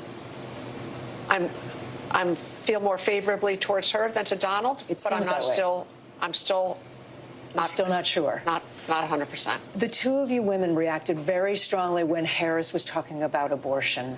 When both candidates were talking about abortion rights, you reacted strongly to Donald Trump and his positions. You seemed emotional about it, Hannah. Yes. What was your thought on that? What was it about that part of the debate that struck you? His misinformation. He sensationalized just so much facts or not things that are not facts that have been disproven. When he was talking he about does it because that is what his supporters want to hear, and it really impacts who people like us if we choose to vote for him or not, because we know you are lying, but you're still saying it, and it's disgusting. You all said it was the economy. And still undecided? How you're thinking about their economic policies. No, because at the end of the day, December and November is going to roll around, and they're going to pass. They're going to say we're going to shut down the government, and they're going to pass an omnibus, and they're going to spend trillions of dollars, and nothing else is going to change. They're just going to keep spending money uncontrollably. Donald Trump spent $6 trillion in 2019 and added that to our deficit. So absolutely not. They're spending money, and then it's coming back into the government, into the congressmen, into the Senate, through funds, through PACs, through all the disgustingness. Andrew, thank you so much. Hannah, Lynn, it's great to be with you. I'll send it back to you guys. All right, Kate, thanks very much. I didn't quite understand that last one necessarily, but I want to be thoughtful. I want to be kind. What is the reason for undecided? I want to hear, because a lot of times it's like, oh, I just want to see which one, has the better proposals. You can just go look at their proposals. Like, they're already there for you, available. Again, I say with love, and people have busy lives. I get that, and so then they're tuning in now. Fair, but I'm just saying, you didn't have this debate wasn't the only moment where you can make that decision. There are also a bunch of other things. I should also say that the vice president, I know some people were complaining about this, and I'm trying to be as charitable as possible and say that I understand why people complained about this, but they said that, there was no formal issues page on her website, that she wasn't talking about policy. And she did in her various speeches, in her CNN interview and other places, but there is a formal policies page now on her website if you want to look at it word for word. Again, I'm not in office. I'm not running for office, so I can be perfectly bluntly candid. There is no rational basis for being an undecided voter when Donald Trump is the alternative. There's just not. There's a reason that so many lifelong conservative Republicans have turned away from Trump, even though they despise the vice president when it comes to policy. They recognize as some things, as important as policy is, that there are some things that trump, pun intended, even policy, and that is the future of our democracy. You can't have policy if the system that allows for policy is compromised or corroded entirely, which is the threat that Trump poses. And then you can have a subjective back and forth about which party has better policy. I would argue that the proof is overwhelmingly clear that the Democrats have a better record with that, even on the economy, even though obviously the perception is to the contrary. So, yeah, I don't particularly see it, but I think it goes down to just centuries of duopoly, centuries of partisanship, the fact that the right enjoys so many institutional advantages, as we've discussed, both politically in the terms of the Electoral College and gerrymandering and 30 state legislatures that they control, a right-wing Supreme Court, and then, of course, in the media, both alternate and legacy, Republicans enjoy a colossal advantage. That is why they're able to punch above their weight class, and why simply having a little R next to your name allows for anybody, even someone who's uniquely unqualified and disqualified even as Donald Trump, to be competitive in an election in this country. Brilliantly said. Tonight we saw a liar and a truth teller. I'm sure someone's going to find in the nitty gritty something, a stat that was said wrong by Harris. But from what we could tell, a pretty honest performance. One that provided specifics, contrasted against Trump's just sort of screaming about things that he perceives as problems without articulating solutions. And we saw a much more presidential Kamala Harris than the disaster that is, ironically, the former president, and an ability for Vice President Kamala Harris to get under Trump's skin in a way that didn't come off as too aggressive or outside the bounds of this sort of debate, but instead gave the American people a chance to really see that split screen between how unhinged in reality, even sometimes he tries to pretend like something's otherwise. In reality, the unhinged Trump we saw is the Trump that exists and the Trump that would govern. And the strategy that Harris came into the debate with, the plan that she executed, her points about her came off correctly for the most part, with some little mess ups here and there, and her interactions with Trump were absolutely executed correctly. Josiah, final thoughts?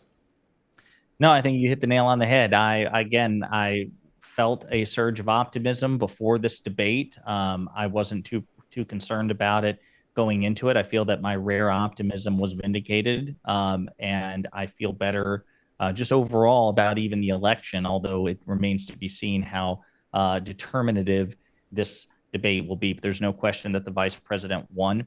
And man, I really enjoyed hanging out with you during this debate. And you know what? Honestly, when the winners and losers are tabulated by CNN and Fox and MSNBC, I think what they're going to say is one of the winners was Josiah from Pondering Politics, because he got to review this debate on live stream with Luke Beasley. I think that's what they're going to say. You are something special, Josiah. It was a delight. Thank you all so much for joining us, for witnessing history together. And we'll have much more coverage of it on our respective shows. That's Luke Beasley on YouTube and Pondering Politics on YouTube. Do subscribe